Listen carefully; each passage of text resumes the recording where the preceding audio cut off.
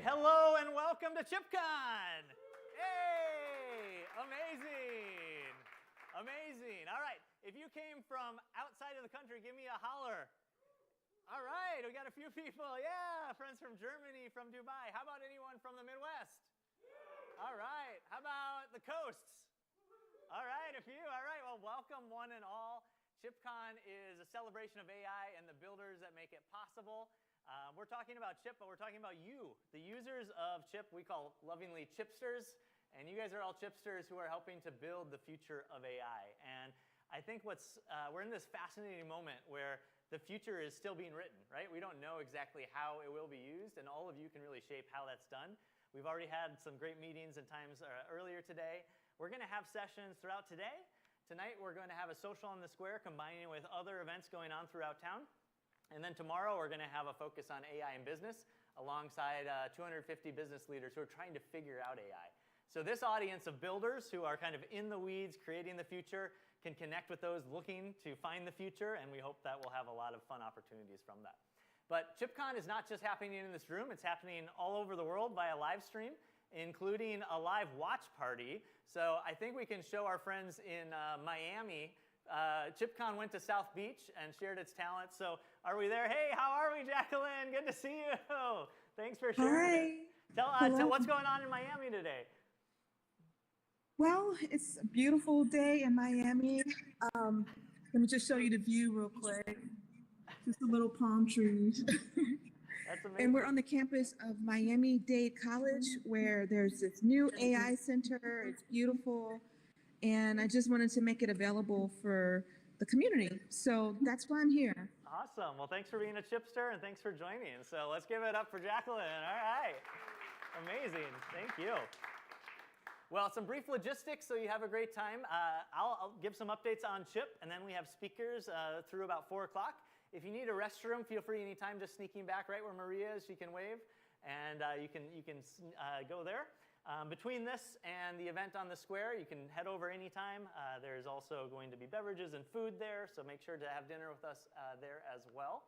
Tomorrow, the conference is at the world's first autonomous farm. So it's called Grand Farm. It's about 15 miles from Fargo, and we're taking you in buses from the square. So right where we have the party tonight, you'll be able to board the first bus, the one that you want to get on. We'll leave at 8:15.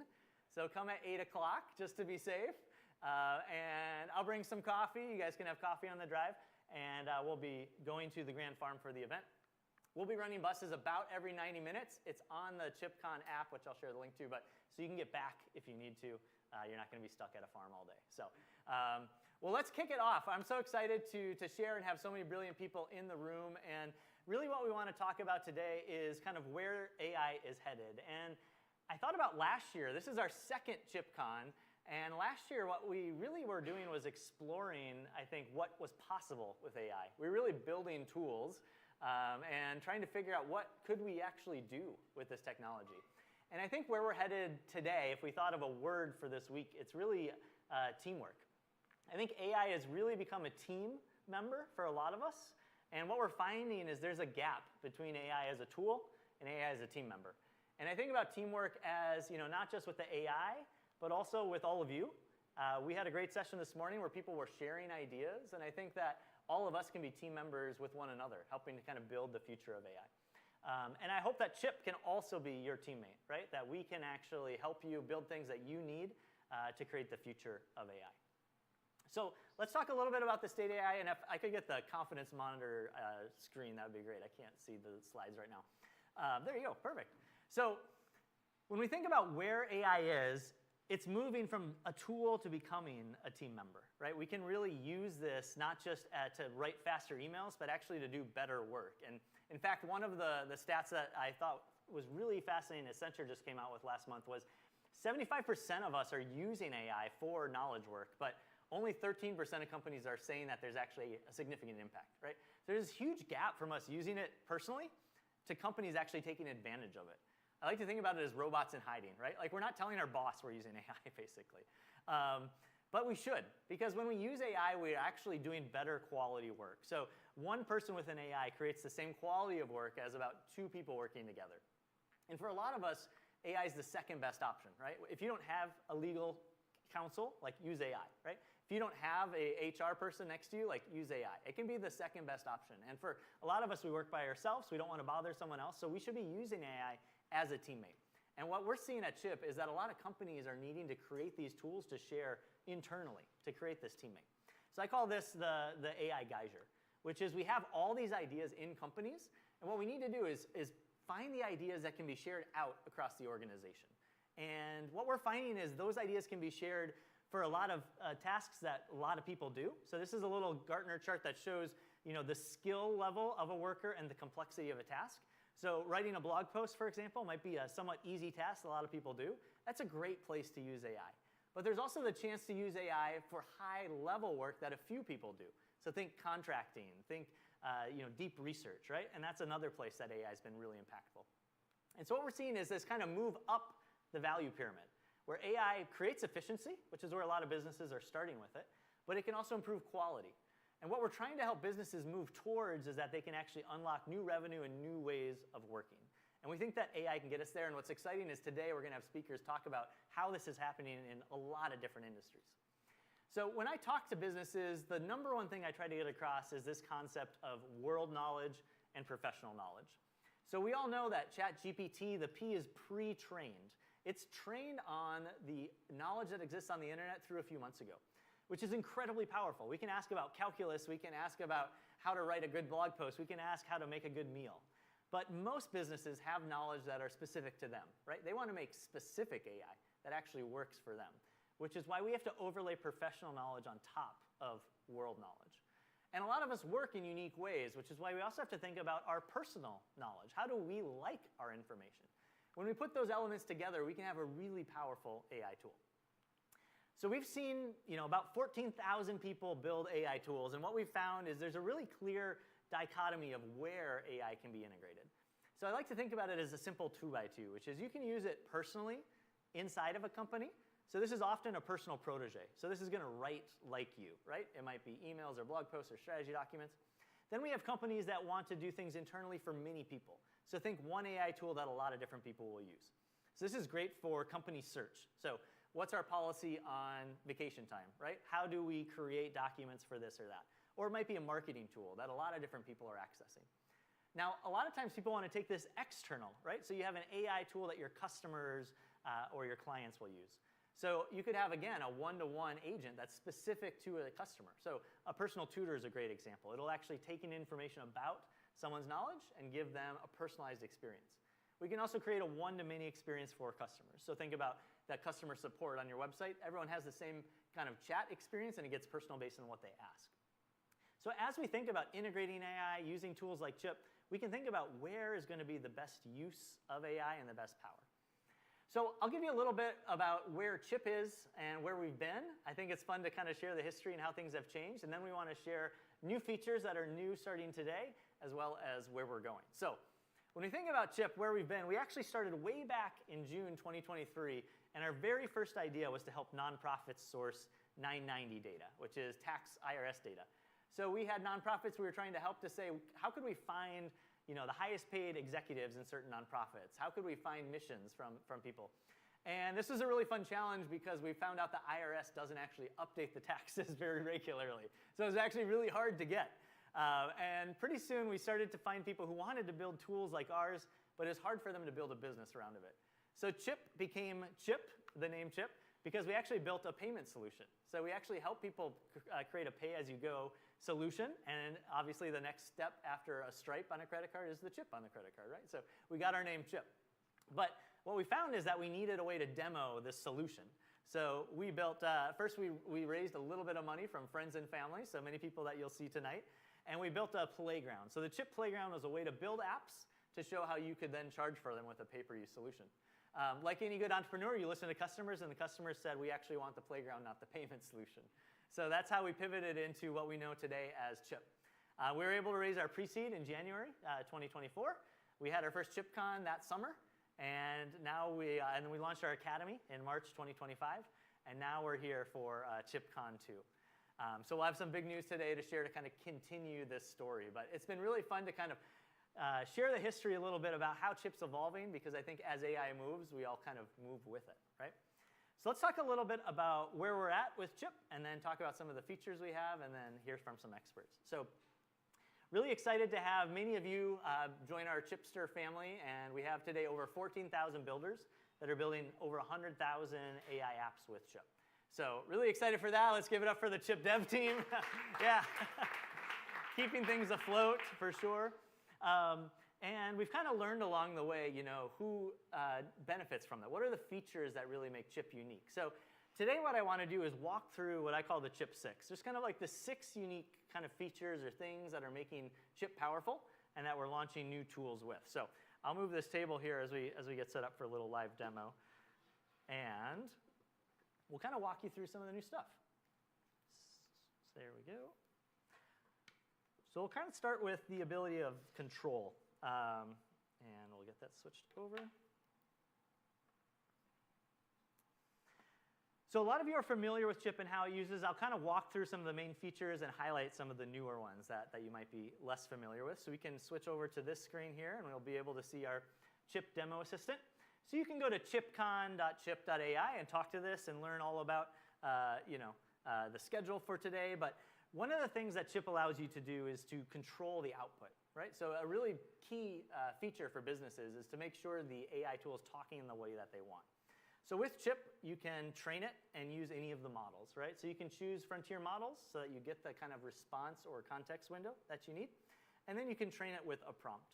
I've spent a lot of my days teaching the RIPE framework, telling people how to write a prompt, and telling it a role and an instruction and parameters is a great way to start. But this has been where a lot of customers just find value just with this, right? Giving a good instruction so that the AI knows how to give a specific response or how to wait to respond. So that's kind of what we're used to, right? Is being able to control it and being able to take actions across models. So with Chip, since you're able to switch models, what's powerful is you're able to build connections, and it's not specific to a specific model, right? So you can flip from ChatGPT to Claude to Gemini, and your actions, your API calls, your instructions are all still there. So with Chip, you get the basic actions you would expect, being able to upload images, being able to understand images, being able to browse the web. But we're also able to build custom actions. And today we're going to release and show a lot more power around custom actions. We have some that are built in that we've built for you, right? So all you have to do is add your API key, and you can add your calendar or your meeting links. What a lot of people do are adding custom actions. And with custom actions, we'll show you today that you can just import these, and it'll actually generate for you. So this is a really powerful way now to connect Chip to other software. So control is a really big aspect of what we do. The second thing that Chip allows you to do is to ground your agent. So grounding is a fancy term in AI that just means it's giving you answers off what you want it to, right? So instead of getting answers from the internet, I only want it from my specific chat. This is really important for agents or tools that are trying to talk to a knowledge source. So for example, our friends at IFTA, they are a food distribution organization, so they're selling research to members, right? So members across the world are asking questions to them about tariff information, about the latest food prices and salary. They want to make sure that their answers come from their specific research. So they're able to ground their agents in their own knowledge sources, right? And able to footnote it and drive people just to the information that they've provided. So this is a really important thing for people who want to protect their brand, right? And ground it just on specific knowledge. And with Chip, we're able to go into the knowledge sources and actually cite those. So this is a new feature on Chip where you can actually choose to cite your sources, and it'll show where that information comes from.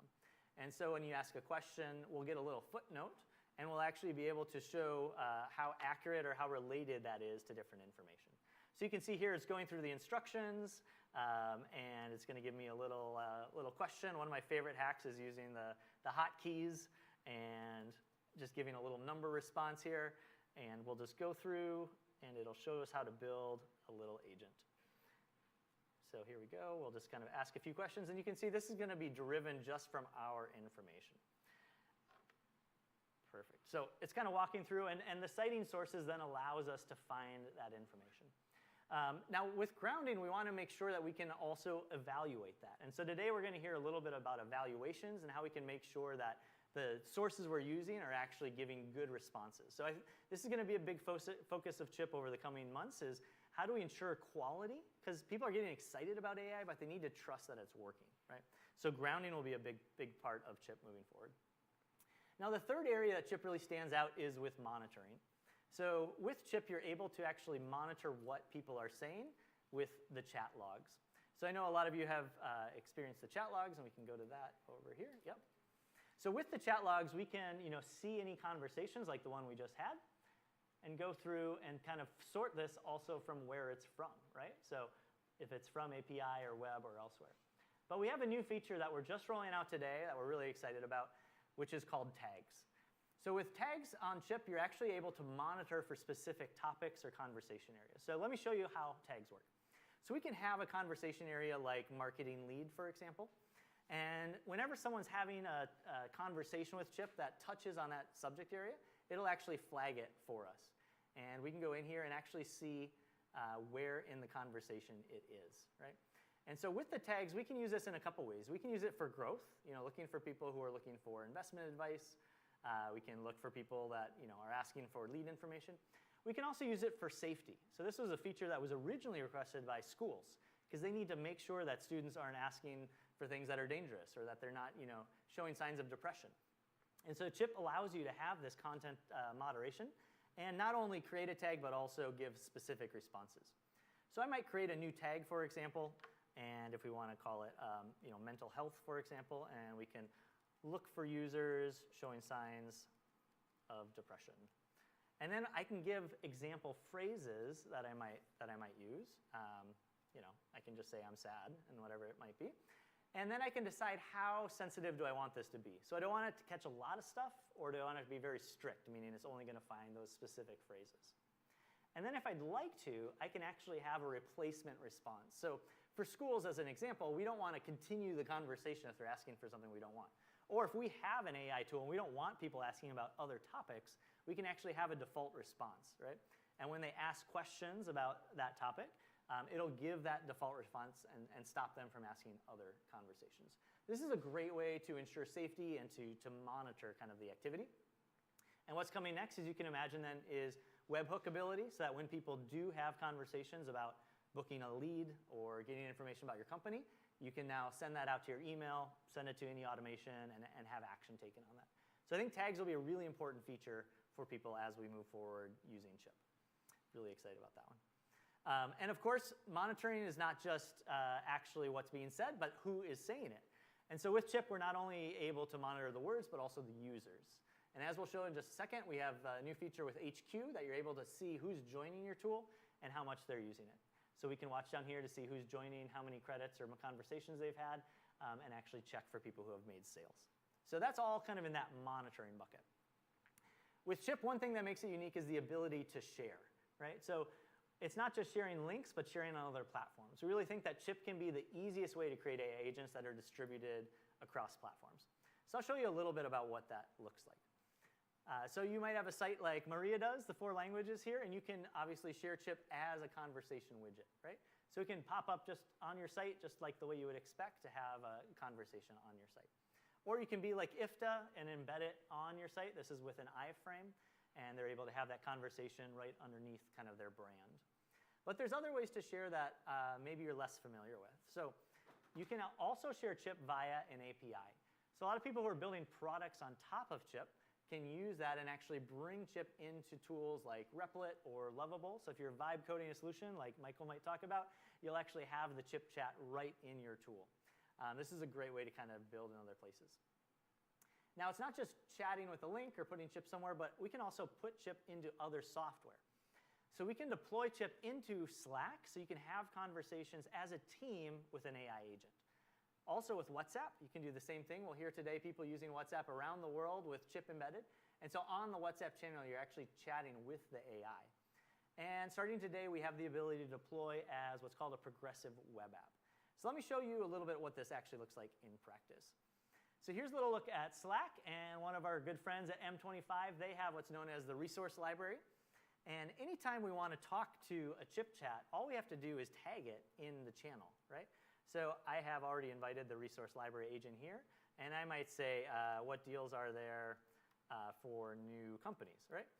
And our agent will think a little bit and then give us a response in the thread. And anyone who has access to this channel can join that thread and then join the conversation, right? And so here we can see an example on the side of a conversation that we had where we're talking about how to register for the conference. Somebody asks about AWS credit, and this is trained on their benefits that they give investment companies, right? So now I can just ask for the information right within our Slack channel, and I can have a conversation here. So this is a great way to bring AI into a team. We've seen companies using this for research. You can imagine every day you just go into the Slack channel and say, what are the updates about my competitor, about an industry, or maybe the latest headlines about a topic, right? So this is a really kind of a great way to bridge the adoption gap. One of the biggest challenges we've seen with AI is actually people management, right? It's getting people to do a different workflow. And so by putting AI where people already are, we kind of solve that problem. Now, one of the fun additions, I gotta go grab my phone. In addition to Slack is adding apps. So let me grab my phone real quick, and we can show you what this looks like. So as of today, you can now deploy Chip as an app on your phone. So if you have customers who are wanting to use your application, you can actually give them this link and install it as a progressive web app. So what that looks like is you follow these instructions, and it goes on your home screen. So here's let's see if I can open up my phone. There we go. You can see some of the fun games my kids play here while we unlock it. Let's see, there we go.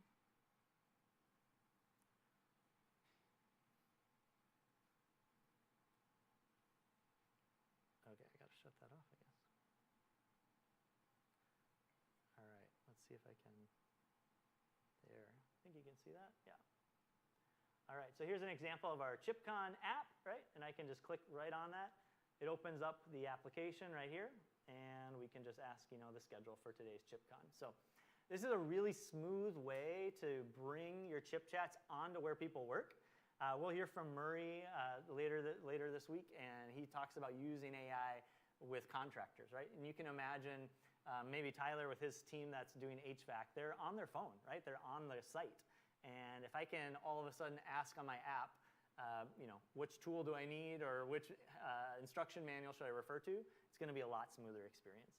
So we're really excited for you guys to build with the app option and see how you kind of deploy that. So just another way to share, and we'll expect more of these to come in the future weeks and months for sharing Chip.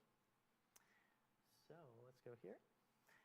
Another area that Chip really stands out is with our ability to protect your information. So one part of it is protecting a brand, right? So one thing we can do with Chip is actually deploy private installs with our partners Prediction Guard. So we have Prediction Guard here, and they actually allow us to install Chip with private LLMs.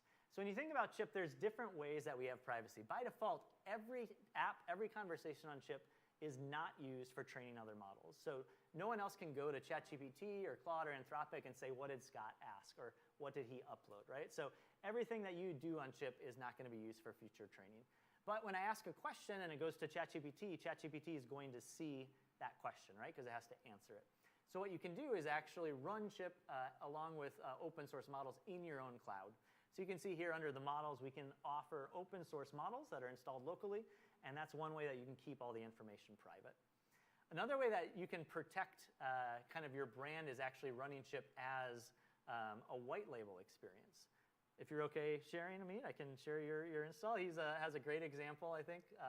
You can see this one already is kind of white labeled, but we can go to, let's go to next. So if we have a team and we want to share apps, we can actually host it on your own domain, right? So this is here Nexa Lab AI. And then as you obviously build, sell, share, it's all underneath your own brand. So that's a really powerful way to control access, to control the brand. And with Chip, we control access even further.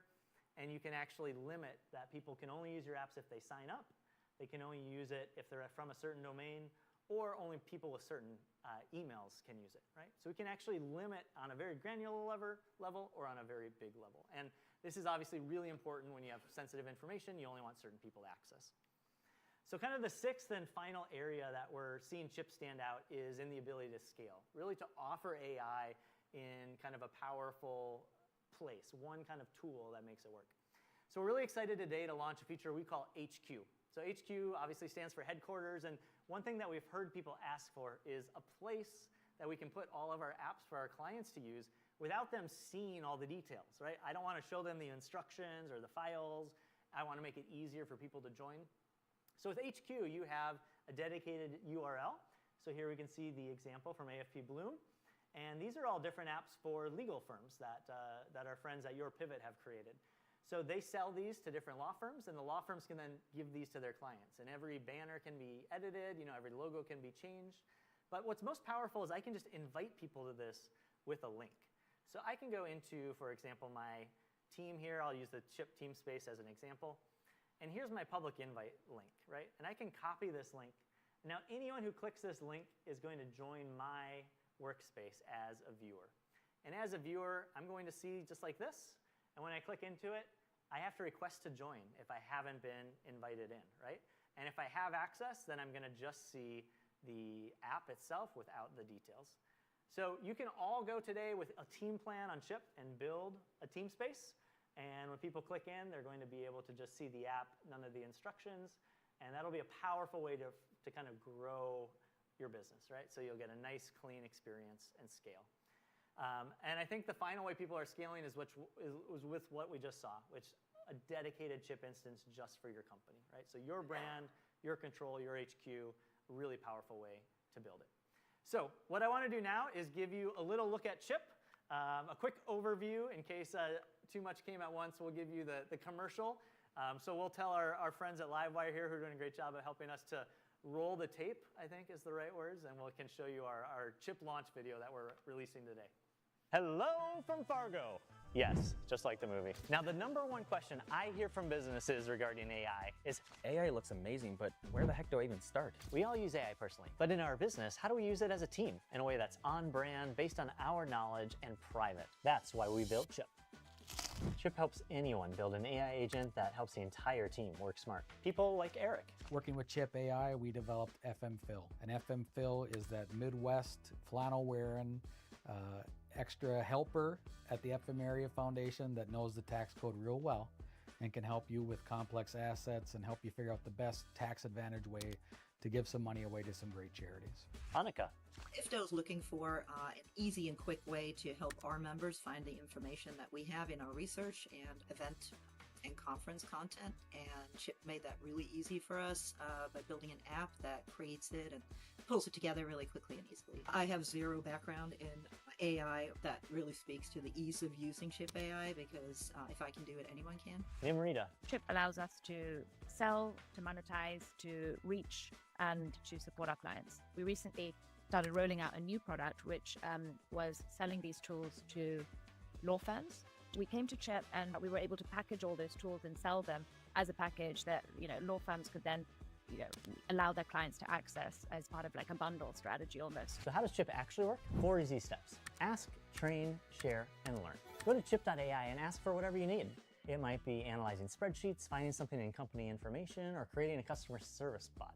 You can train your AI on your own information. You can put in instructions, choose a model from any of the model providers, and add information from YouTube or Google Drive, Notion, or anywhere you keep information. Third, you can share your AI with your team or with your customers. Share a link or put it in tools you already use, like Slack. Best of all, you can set up privacy, so it'll only share the information that you want. Fourth, the AI will learn and get better over time.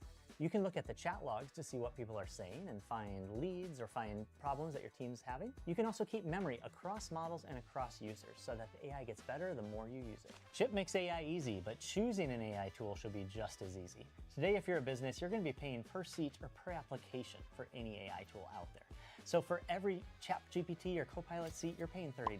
For every company search seat, you're paying another $50. For a tool that's going to answer customer support requests, you're paying every time a question is answered. What if you could get all of that in one tool? Unlimited users, unlimited applications, unlimited power. That's Chip, starting at $99 a month. So what are you waiting for? Get started at chip.ai. All you have to do is ask. All right, so there's our commercial. Hey! So that is live on LinkedIn. Would love for you to share it. And I learned from Alfredo that there's a golden hour, so you have an hour to share it. One of the features that you saw in the video that I'm really excited to show you is the launch of what we're calling our Chip Builder.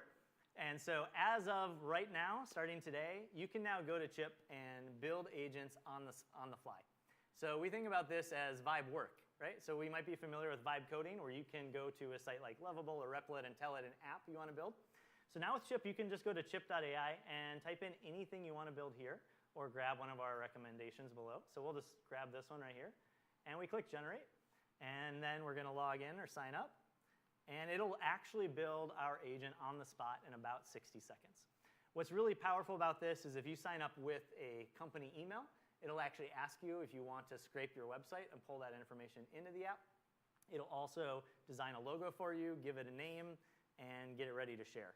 So what we're trying to figure out is, like, what is the fastest time to impact possible? And we really think that if you can give an employee the ability to say what they need and have it spin up a solution for them within a minute, like, there is going to be less of a barrier, right? It makes AI a lot less scary.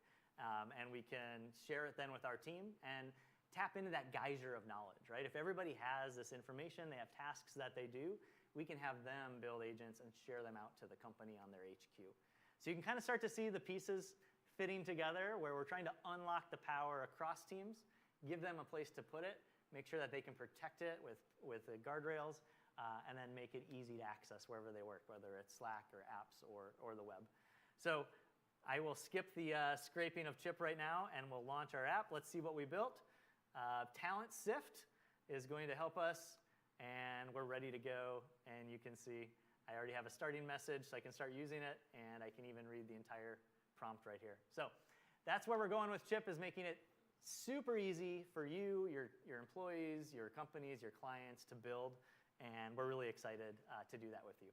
But we couldn't do it without you, so I want to take a little look at the state of all of you, of the Chipsters, and I'd say we have a fun community that's growing and building. So currently, we are excited to have over 1,800 active Chipsters, so people who are posting, commenting, giving advice, asking questions across our Academy, our Discord channel, and our Slack channel.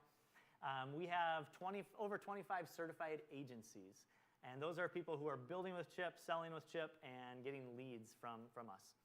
We have Chip chapters. So Chip chapters are where we support and encourage local events. We've had events in Fargo, in Miami, in Mexico, in London, Brazil, South Africa, and we would love for all of you to host events in your own communities. We really think that if we can make AI accessible, everybody will take advantage of the power of AI. You've probably seen Maria in the Academy, and she's here to help you launch your own Chip chapter if you're interested, so you can reach out to her. On the Academy, you can go to chip.disco.co to get started, but we have over 750 members, and we've had 25 events. All of the replays are there for you, including many around specific industries like education or service industries. So it's a great place to go learn about how people are building with AI. We also have our Chip sales partners, and all of our Chip sales partners have a 20% referral that they get after they've taken the Chip certification. We put them into our Chip agency matcher on our website, so when people come to Chip, they can actually ask for help and find it. You get a certification, and then you also get support from the Chip team. But today we're excited to launch a new level of partnership with Chip, which is our Chip Gold partners. So our Chip Gold partners are people who are actively selling Chip and are building the future of AI.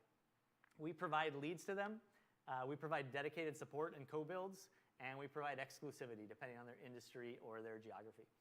And what Chip Gold partners bring to Chip is they're bringing sales. So we have annual sales targets.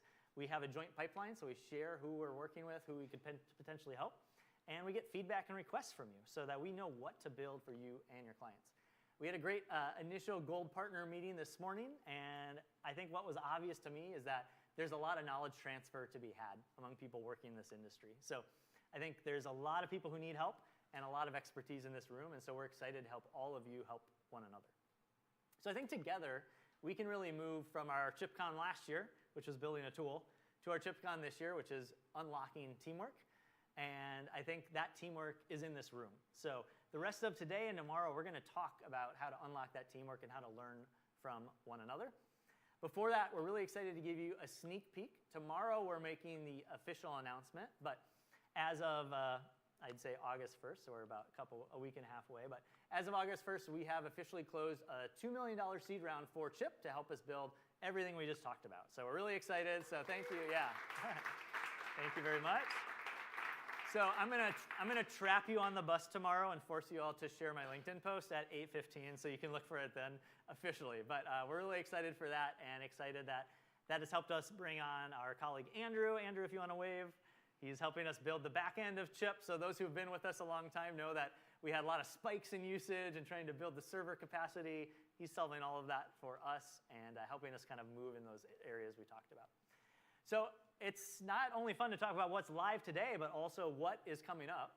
Our co-founder, Hunter, had his flight canceled, and so he's joining us live from the other Chip headquarters, which is in Greenville, South Carolina. And so we're going to tap over to Hunter to show us a few things that are new. While we get him set up, one of the newest things that you'll be looking for coming this fall is that Chip will be moving to a usage-based pricing model. So one of the things we've had is too much confusion around which plan do I need and what am I paying for. We want to make it super easy. So moving forward, Chip is going to have a pro plan for one person or a team plan for more than one person, right? So if you want the HQ, be able to share it, that's that $99 team plan. If you want that individual to build your own thing, that's going to be the pro plan. And then the more you use it, we'll have usage-based pricing, and we're figuring out the details, and we'll share those with you. First step will be actually showing you your usage. And one thing we've learned from our partners is that many of you want to charge usage yourself. So being able to give you all of that data will be one way I think that we can really help you all grow your businesses. So if we're good with the Google Meet, we're going to have Hunter show 2 new features that are days away and that many people have been asking for. So yeah, this is London calling, I guess, over to Greenville and see if we got the man, the myth, the legend. Hunter, how are you doing? Hello, Hunter. He looks very focused, so we'll see if you have audio, Hunter. Oh, there we go. We'll come back to Hunter. We get him on. There you go. Can you hear us, Hunter? Hello, hello. Hello, hello. There we got you. Hello, you're talking to Fargo. How you doing? I'm talking to Fargo. Are we straight live? You're straight live, baby. We're showing what's next, and I set you up. I said that you're going to show what's coming up on Chip. Absolutely. So, you'll hear the earpod? Yeah, there's a little choppiness, but we'll give it a shot. Yeah, I'm getting a little bit of feedback there. Very excited to be joining y'all remotely. Very sad that I'm not there in person, but incredibly excited to share some really exciting things with you that hopefully Scott has not spoiled. I've been thinking about it all day. Let me share my screen and dive right into it. He knows me too well.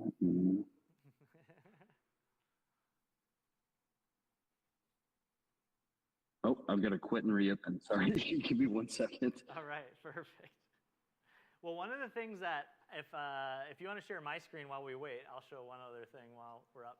One thing that I know some of you have taken advantage of is we do have our updates.chip.ai site.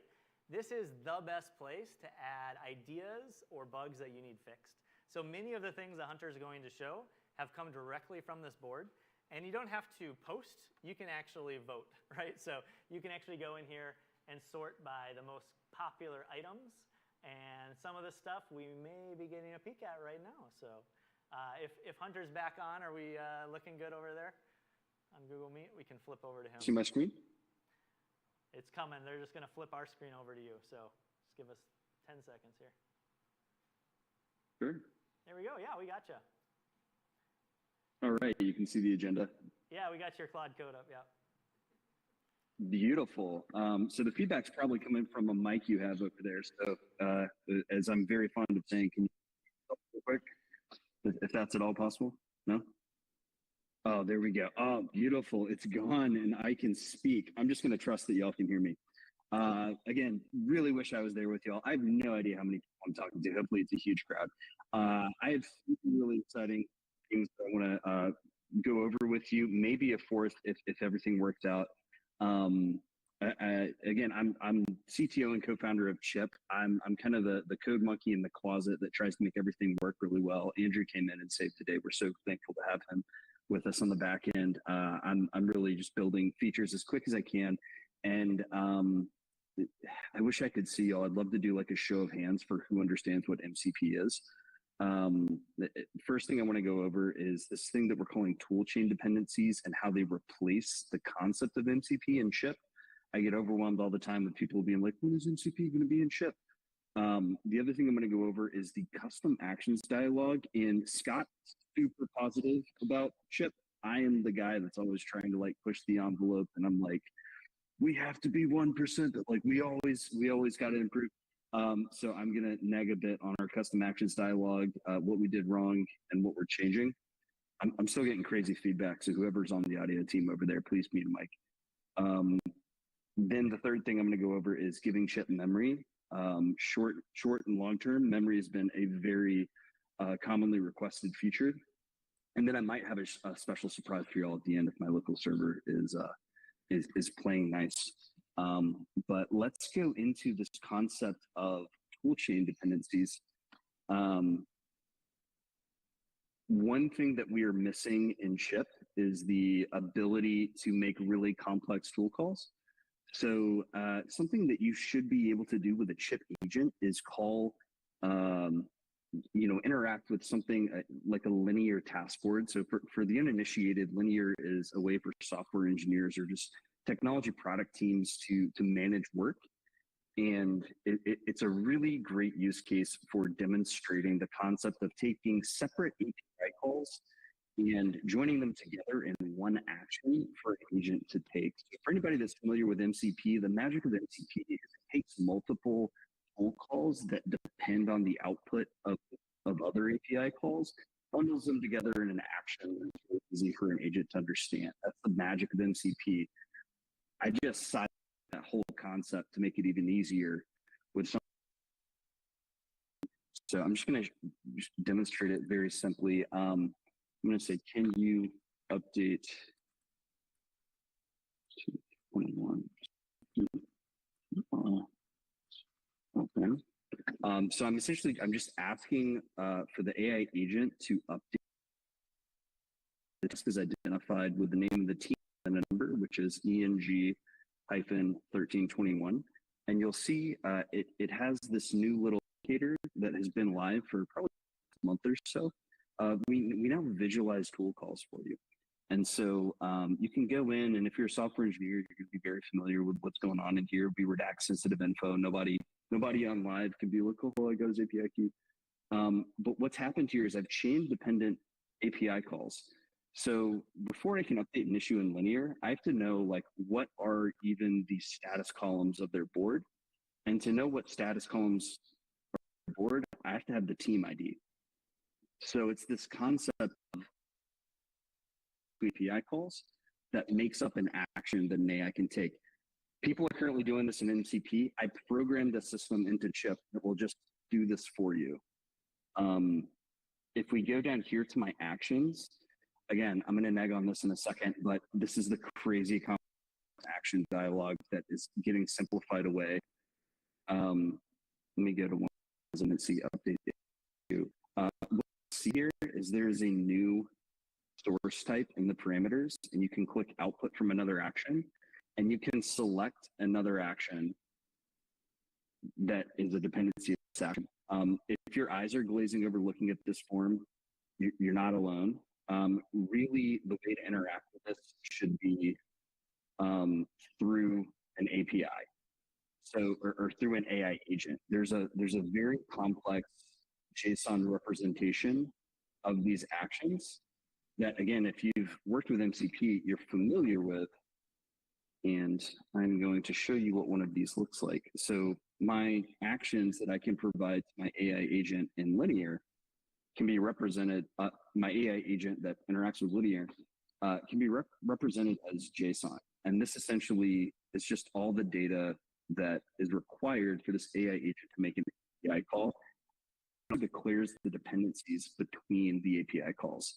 Now, I've been following along with the presentation, and the Chip brand is we are the easiest way to build AI agents. No one should ever have to look at this garbage.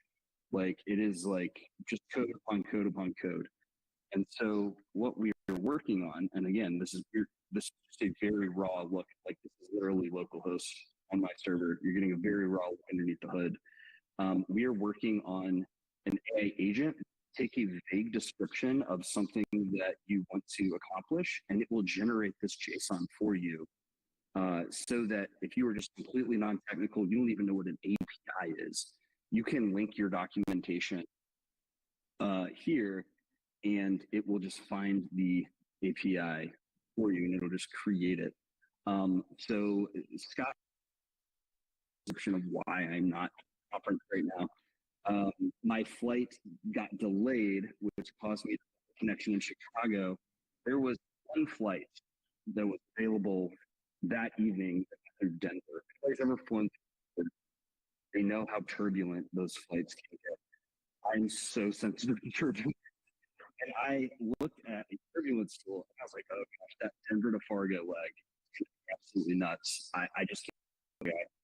And it got me thinking though, I was like, oh my gosh, if we could take all of the data that is used to generate turbulence reports and plug that into an AI agent, because in that moment, as trying to catch this like midnight flight, I'm like, what I really want to know is like, hey, what is this flight going to be like? I'm someone who's a very anxious flyer, and there's this open source set of APIs called OpenWeatherMount provided by the government.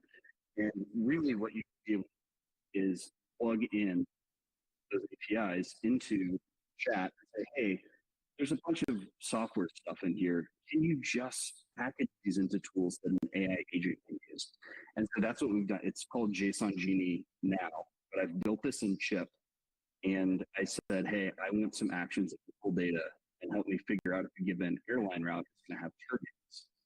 And then it spits out this JSON, right? So you as the user don't have to interact with this. You can download this. Just click download. And then what you can do, is you can import JSON. And you can import this, it'll populate your custom actions for you. This is like an alpha of alpha features. But just to show you how easy we're making this. So let me get to my agenda. So that is custom actions dialog. It was way too complex in that tool chain dependencies. Giving Chip memory, I'm going to have to join from another laptop to do that. And I'm a little concerned that I'm going to have to start that one over as well. Let me show you what I can in this UI. So I actually went through the chip.ai chat generator and made an AI called Cruise. And it just helps you, with flight anxiety and provides turbulence forecasts. I've got a few, it can get like severe turbulence reports. But the really cool thing is we have now, this is getting ready to launch. We have programmed memory into Chip. And let me see, go into chats. If I open a chat, this isn't localhost. Let me go to localhost chats. Give me 1 second, bear with me here. I'm actually gonna have to join with the other computer. So we do AI powered software development at Chip. We use Claude Code and Cursor. And that means I have 3 laptops upon which I have AI agents running at all times, doing 3 separate tasks. And I built memory on another laptop. So let me stop sharing really quickly. Scott can ad-lib something for y'all while I am switching over. I Give me can. 1 second. I did have one thing I was really excited to show. One thing we found is there's a really interesting connection between physical and digital. And so one of the things that you're going to be doing today, thanks to Don, I saw you wave your hand here. Maybe that was on accident, but we have a number of cards that will be distributed. And Maria, if you want to pass them out, we can. What's really cool is these are NFC cards, just like your hotel room key. And when someone taps a phone to it, it just opens up the AI for you. one thing that we're experimenting with is actually how this can live in the physical world. So imagine, for example, we have a health client that is shipping a branded character. So here's our Chippy, right? And it just sits next to the bed. And when I need to have a question about post-surgical care, right, I just hold my phone up, and it actually opens up my app, and I can just start talking to it, right? So you're going to have a chance to play with these. And what's cool is all the cards that you'll have today are from Chipsters. So it's different apps, different headquarters that people have built. And I think our team, Val and Maria, will pass those out. But I would love for you to think about this intersection between physical and digital. I know that Don's son worked in a veterinary clinic, and they stuck little NFC stickers to the back of the monitors, and they could just hold their phone up and ask questions for the medicine amounts that they should give different animals, right? And so we have it on an app. We have it in a physical place. You can imagine it at, a grocery store, right? You could imagine it around the office to learn about information or clients or whatever. So I think this really is a fascinating world of like physical and digital. And what's nice is all the NFC stuff like this, you can just buy it on Amazon for cents, and you program it with a free app called NFC Tools and just point it to your chip chat. So I'll have Maria and Val pass those out while Hunter gets back loaded on. And I think we're live? We're good? All right, we'll go back to Hunter laptop number 2. All right. So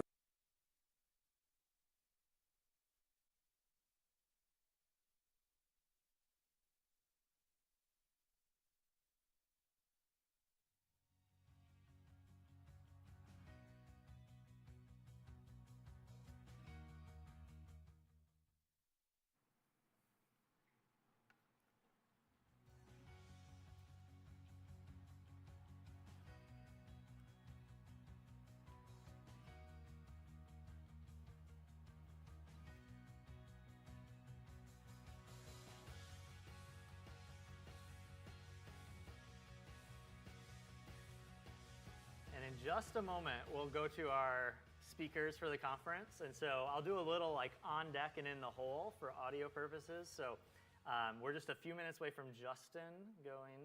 So if you want to go get mic'd up. And then in the hole, so you can mentally prepare, Don. You'll be after Justin, so you can mentally prepare.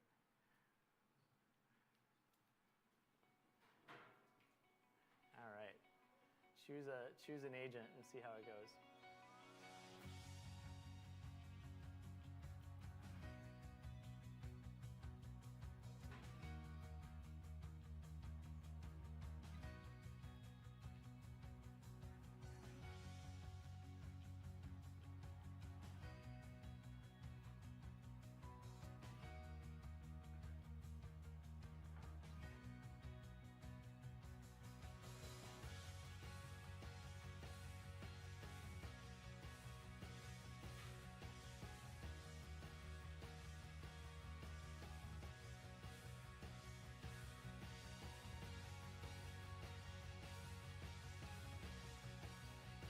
and so it's clearly had some memory about me. If we go into the chat history UI, what you're going to see here is actually a new tab called Memory Extracted. And this is where we extract memories from conversations. So every time there's a conversation, at the end of the conversation, there's a job that runs every 10 minutes. And it analyzes the conversation to see if there's any data inside the conversation that is worth memorizing for the AI. So here's a transcript here where we created a memory with 90% confidence that said the user is interested in targeting Chip AI for their B2B sales outreach, offering AI-enabled software development. And then it also recorded one of my recent queries. It said user requested assistance to craft a persuasive B2B sales email. And then you can go in and see the actual transcript of the conversation that produced this memory. What is really cool about this is that these memories get injected to every new conversation. So the user really gets a feeling that the AI agent is learning about them. And so where this actually gets set up is in your settings page. You'll go down and you'll see memory instructions. You'll enable, memory is off by default just for privacy purposes. And you'll need to enable it for your application. And then you can actually give your AI a prompt, and you can tell it what to remember. So that is the cool thing that's different from something like ChatGPT, where memory is just kind of this out of the box thing. You can actually tell the AI what to remember. So I'm not sure how I'm doing on time. I do have a special surprise for y'all that is on my other computer. So if we can keep it from being too much of a crazy connection lag, I am going to share my other screen and show y'all a very, very special surprise if I can.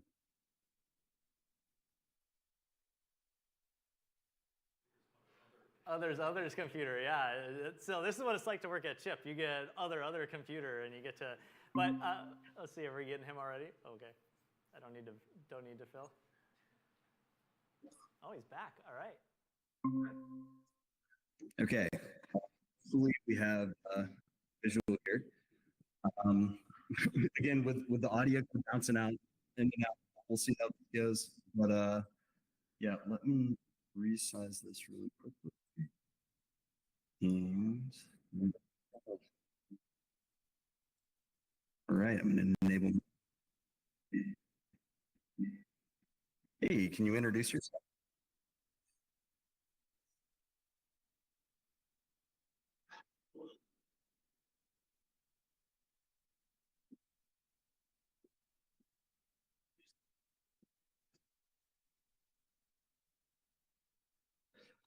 What you can do for me, if audio quality from my make it into a Gmeet call, I can figure out. Hopefully, everyone else on the call was this magic trick isn't really going to be a magic trick.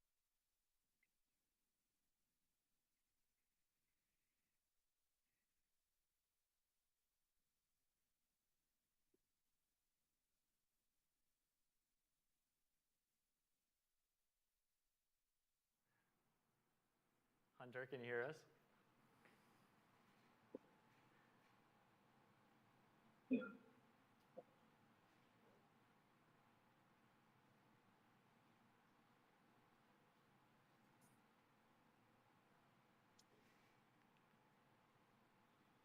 I'm going to go ahead and close so I don't get a crazy feedback loop.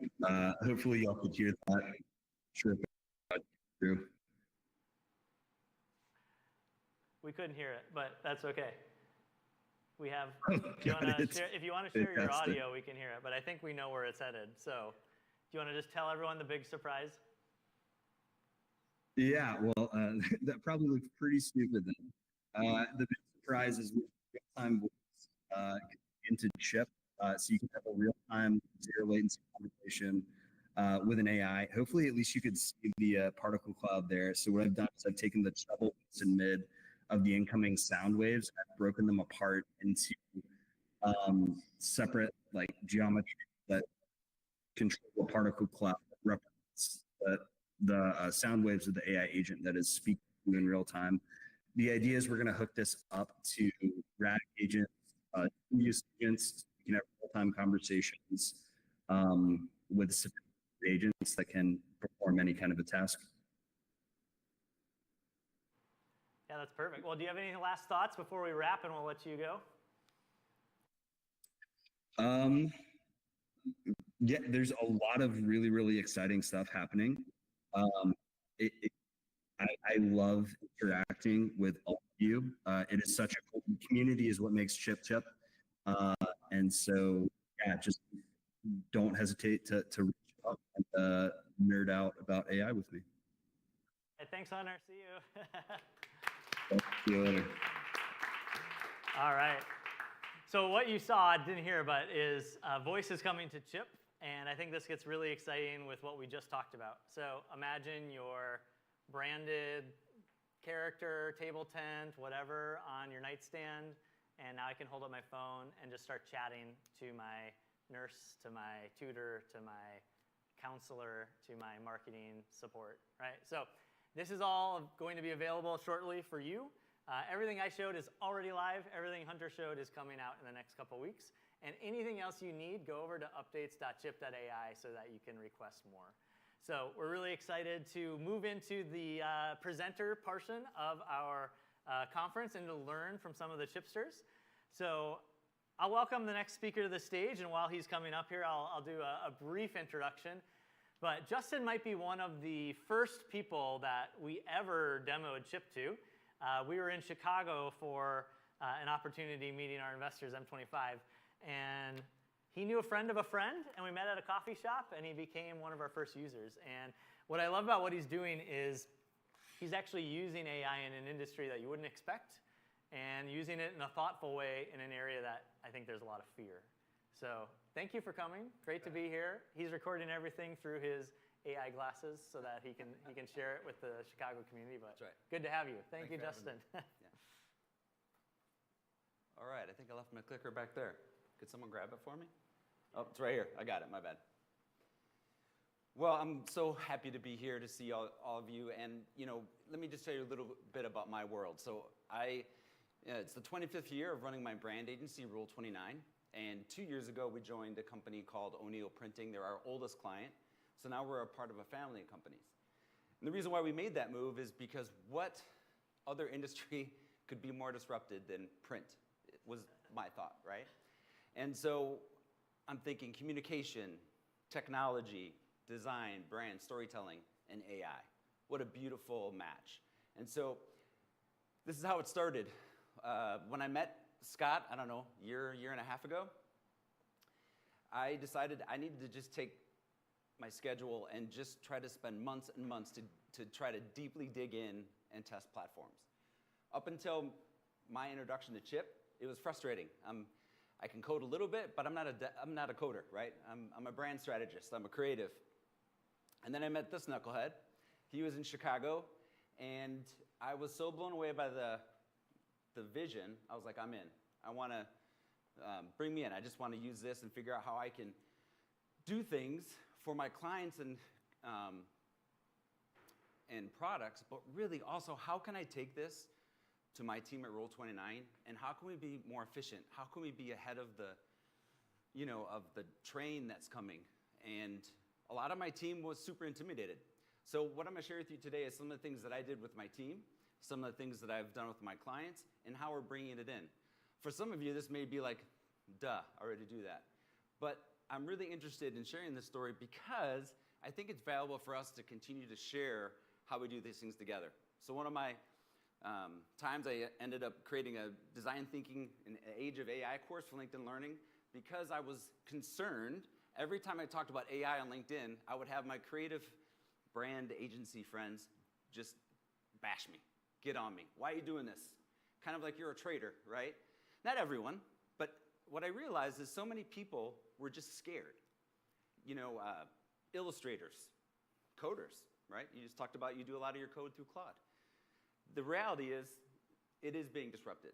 But what I really wanted to figure out is how can I create and keep my human agency and creativity without replacing it? How can I use this tool as a co-pilot to help me expand my reach and create new opportunities? In the design world, I remember when technology came out to design on the computer. Everyone's like, oh, we're screwed, right? Or the web was created. And when web technology came in, it actually created more jobs and more opportunities. I believe with all my being, that's what's going to happen here. And we don't know what that looks like yet. So when I sat down with my team, I said, here's why we need to get into AI, right? So many of our clients were overwhelmed. They want smarter, faster products. And for us to compete as an agency, I had to adopt AI. But I had resistance on every level, right? And for a lot of our corporate teams, innovation feels so out of reach. They're like, I got to get this done. What's the next thing I can do? And what are you going to do for me? You're a brand agency. You're just going to help me with process and storytelling, which, again, is a big deal. And I was like, no, we can actually come in and help you think about how to tell your story different and how to create efficiencies to really kind of get to the end goal of engaging with your customers. And so really, that's what we dug into. And I love stats. We have an AI Slack channel. My team hates it, but I send them updates of how awesome AI is and why we should continue to learn. But this is really what we wanted to figure out, is how can we take Chip and how can we do things internally that would make us more efficient and more able to sell our services And from that experience, what we learned, then be able to speak knowledgeably to our clients. And that's really was our first tactic. And I love the fact that we're talking about teamwork this year versus just building, because the more my team and I work on things, the more ideas come together, right? The more we collaborate with our clients, the more teamwork comes together. And I think that's really a beautiful part of AI that I don't think a lot of people realize yet. So,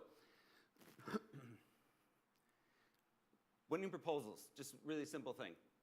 One of the things in our industry, it's gotten faster, faster, and faster. And with AI, I win more proposals than I ever have.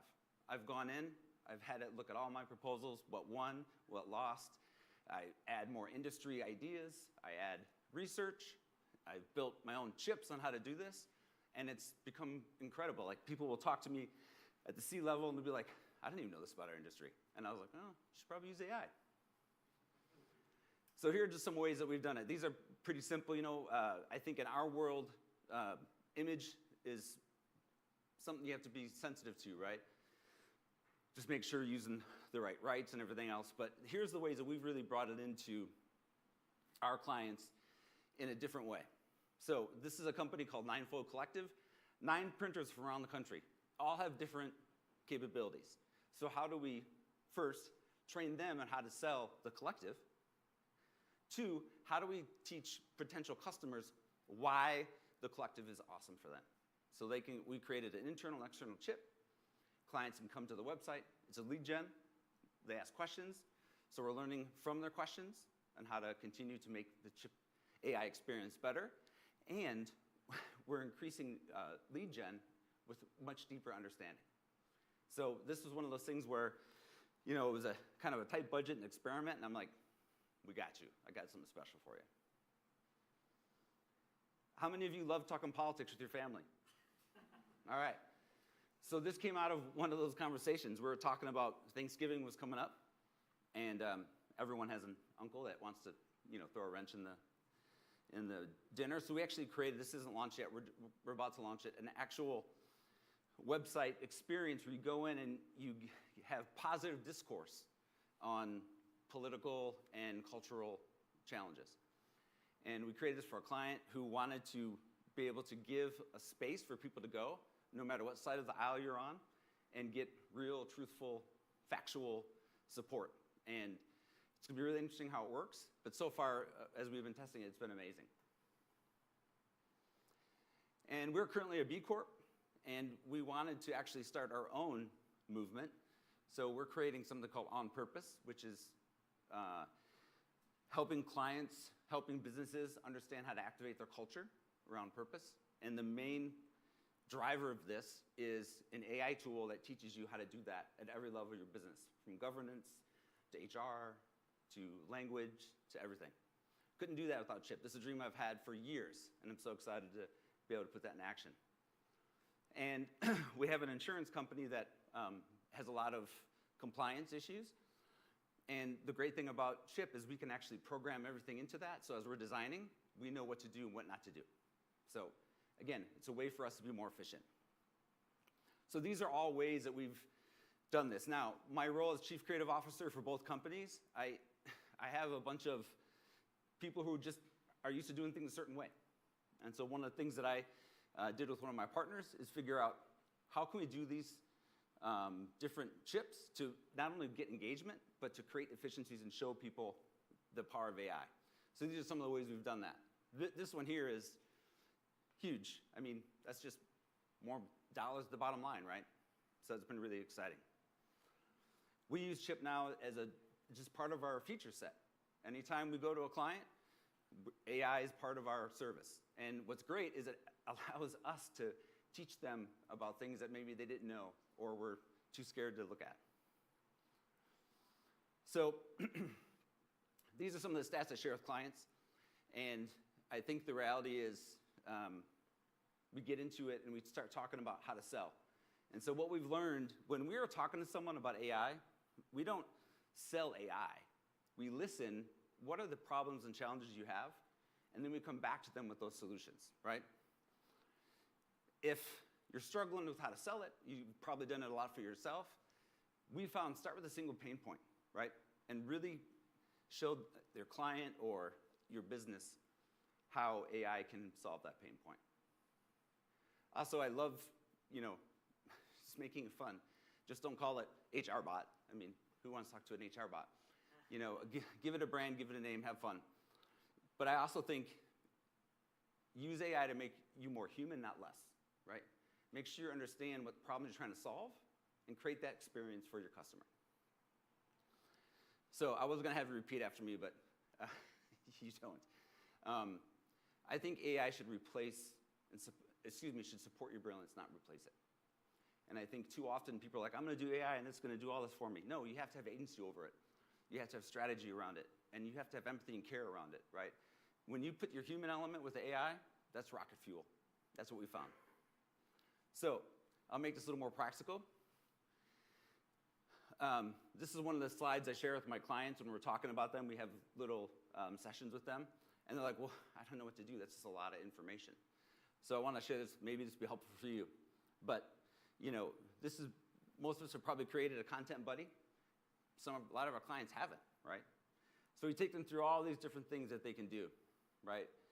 And I think my advice to my clients are always create one thing to solve that pain point, make it visible and fun, and share it with your team. So I say all this because I still have a lot of pushback on my team because they're concerned about creative. We're doing this. What value am I bringing to that? And so what I do is I keep sharing with them, be curious and consistently explore. How can we take these different technologies and experiences and make it amazing for our clients? And so I subscribe to Superhuman AI. I don't know if any of you do. I love that newsletter. It's overwhelming at times because every day there's like 800 new AI things. So I skim to a couple points I really have loved. I also dedicate several hours a week. I just took it out of my schedule and make sure that I spend time not only learning more about Chip or looking at our data, but also what other AI is out there that I can bring into my business. And then as I find things, I create documents for my team. We have knowledge centers that they go in because I have people all varying levels of interest, right? So I have one person who's like, I just don't want to learn something new. I'm like, well, you don't really have to learn anything. You just have to talk to it and understand what you want, right? But let's say one of my teammates was really concerned about making sure that she prompted everything correctly, right? So I have everything from prompt 101 tips to use these different attributes in when you're working with AI. And it's incredible how much more adoption comes just because you give them a little leeway into AI teamwork.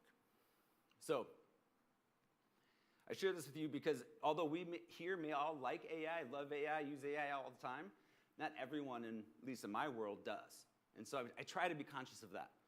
I try to make sure that sometimes when I'm in a room talking about how excited I'm about AI, the room gets really quiet. And I was like, ooh, maybe I should back up and ask them about that.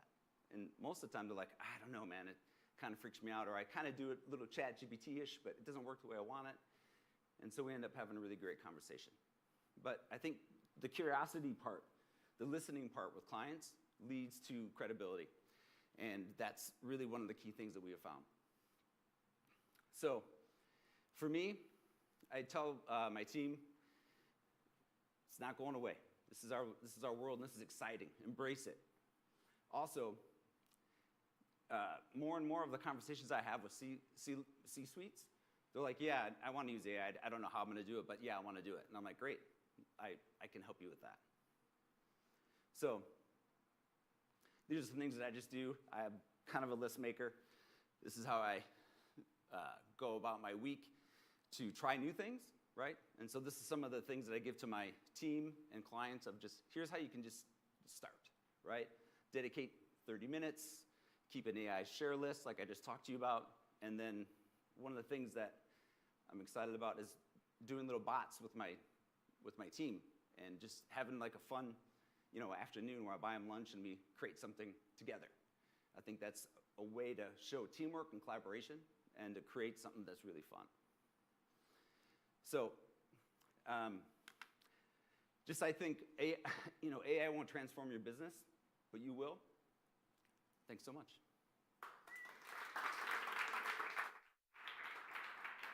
All right, while Don comes up, if you're ready, Don, let me ask you a question, because you said at the beginning that your colleagues in your industry were, bashing you when we would talk about it. So are you seeing a change, and how are you kind of seeing that evolving for creatives? What's interesting, the change I've seen is I hear people saying, I'm tired of hearing about AI, let's talk about something else, which is interesting. I don't know how to process that yet. But I do see less pushback, except when it comes to the visual creation. Yeah. Which there's some good reasons to be nervous there, or be cautious. Yeah, great. Well, thanks for sharing. Thanks Great a lot. to have you. Yeah. All right, yes, let's give it up. Awesome. Well, so excited to welcome our next speaker who flew in from Birmingham, England. He's originally from Alabama, now living in Virginia, but mostly he does work all around the world. He has one of the most popular chip chats that I know of called the FaithBot that has serviced over 58,855. You checked because I asked you. Over 50,000 people have talked to it about questions of faith. And he's going to talk to us a little bit about his work. So welcome, Don. Great to have you. All right. I'm going to try to extend my screen up here. There we go.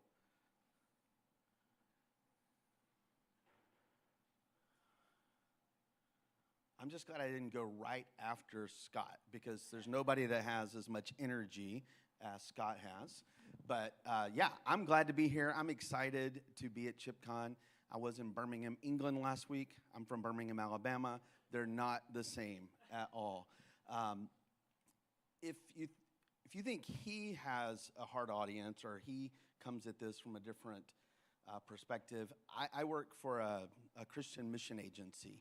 And so I can't tell you the number of times that I'll explain to people what my job is, and they'll say, the church and AI, I don't understand why you even are working in AI. I think people are quite surprised that my job is the Director of Innovation and Artificial Intelligence for a Christian mission agency.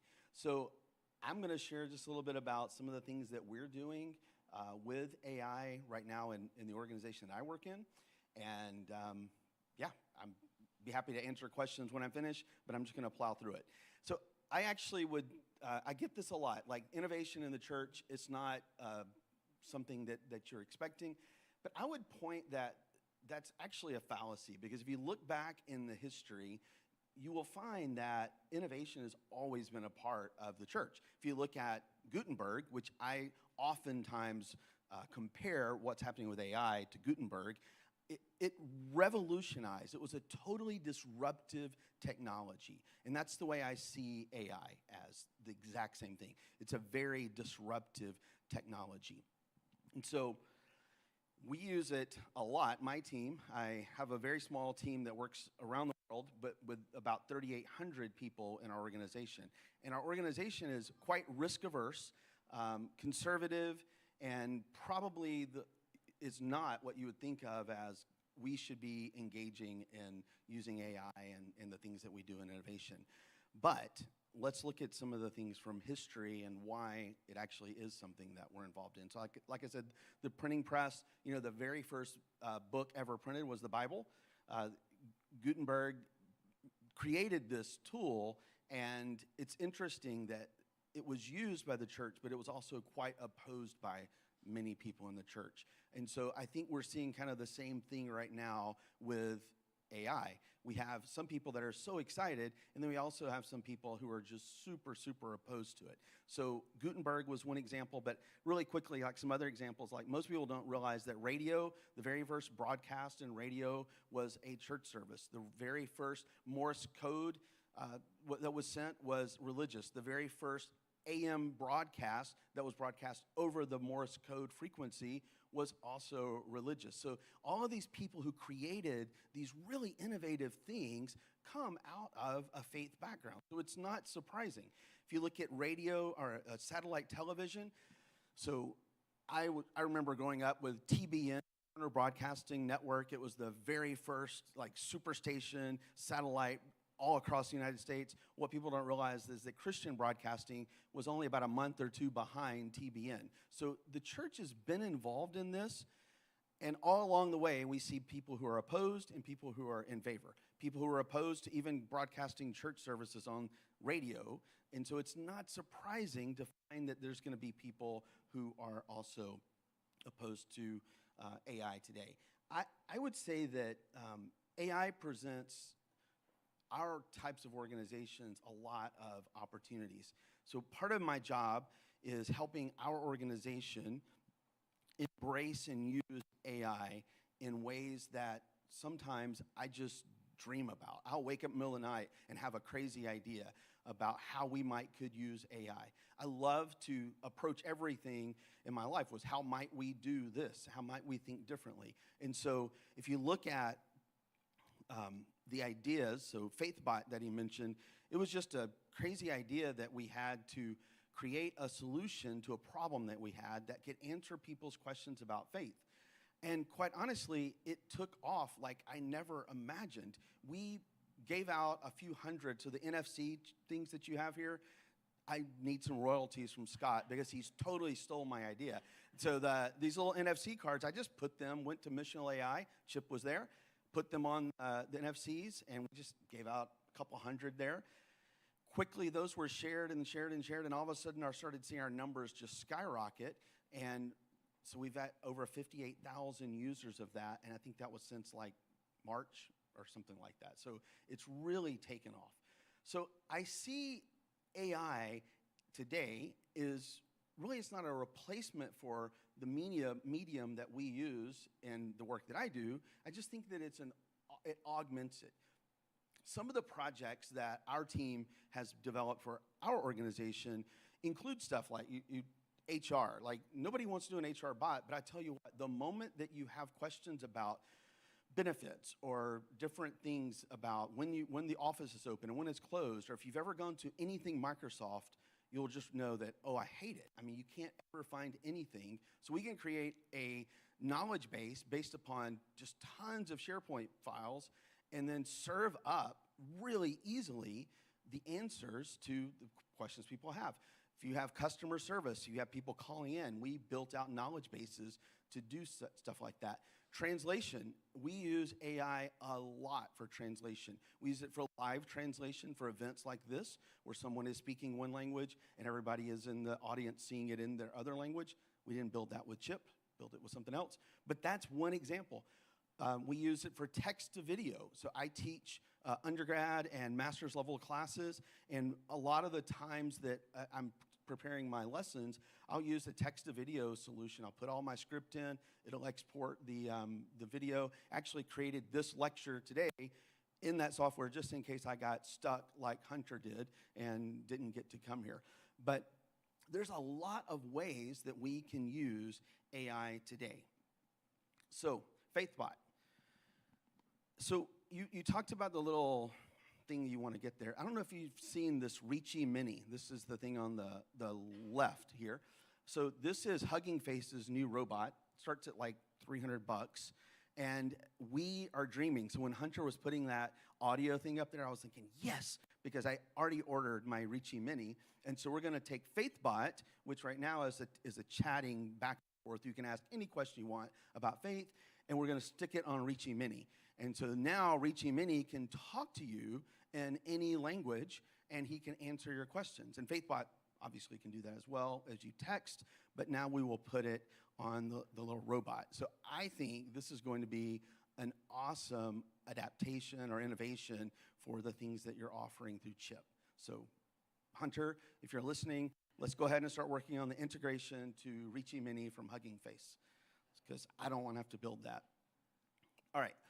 So FaithBot, I want to talk a little bit about the simplicity of how we built this, and then explain how we go about building chips today. So we probably have created 125 AI solutions just this summer using Chip. Some of them are one-off solutions for one little team. Others are, probably the biggest one we built this summer was creating video transcripts. So we had 50 different videos we needed to create that needed to be exactly 90 seconds long, and we used text to video to create those. But creating that script is really laborious, and they have certain criteria they had to meet. And so we built, our interns have awesome interns. The awesome interns this summer built out some chips that would take the idea or the 50 different ideas and then create all of those videos, put them in 8 to 12-second segments, and then put them into our Synthesia account using the API tool call from right within Chip. So really cool, really innovative way to use that. But how do we take interns that 6 weeks ago had never used Chip, and today they're building these type of solutions? Well, one of the ways we do is we kind of gave them a little framework to work in. And Scott mentioned RIPE, or I use Ripen, which is role, input, process, examples, and we actually add notes. Because in the past, we did develop a lot of our AI solutions using Streamlit or something else, and we would have this massive RAG that we would try to connect it to. And I have found with these enormous context that we have now, a lot of the stuff that we used to put in RAG, we just drop right into the notes of the prompt, and we get even more grounded, even more specific answers when doing that. So we added the N in there for notes, and we just drop all sorts of very specific information right into the Ripen prompt. So I created a chip to do Ripen. So if you can just go to Ripen, I don't remember the URL, it's in the Discord. You just go in there, type in what you're wanting to do, and it will walk you through, and it will end up giving you a master system prompt that is put in Markdown language. You just drop it right in the chip, and it works. So lots of really easy ways to roll these out. So how did you do this? I get this a lot too from organizations similar to what I work in, is how did you get this to work in an organization that's risk-averse? I don't know where you are or who you're working with, but there are a lot of organizations, a lot of people, a lot of roles. So creative types are pretty resistant to using some of this, but there's a lot of other orgs that really are kind of hesitant. They're scared. And so early on, what I did was I was looking at, how do we do this with our legal team? How do we do this with our risk management team? How do I do this with our technology team? All these people, so I just brought them on board, created a AI governance table, and we meet monthly, and I just present the things that we're working on to the governance table. And so we brought the very people who were part of asking a lot of questions, we just brought them in to become owners of that. And so it's worked out quite well. We identified, early on we did a pilot, and this was pre-chip, but we do work with Prediction Guard, who he mentioned earlier, to kind of have secure options, and we love working with Prediction Guard as well. So we decided to do 3 pilots about a year and 3 months ago. It feels like a lot longer than that. And for me, I looked for 3 things. One, I looked for something that I felt like was really an easy win. And so if you're looking to launch something and you're curious about how to pull this off at your organization, look for an easy win, something that you actually can accomplish, something that you can actually deliver on. So there may be an easy win because you got a good person that's excited about it, but it may be something that's going to take you 6 months to a year to build. That's not the thing you're wanting to do in your pilot. So we were looking at easy wins, something we could deliver, and I was looking for a cheerleader. There was really one idea, one part of our organization that I thought this was the perfect way to use AI. We really should launch using this part of our organization. But the director in that part of the organization was pretty anti everything that we were doing. So I decided to not force it on him.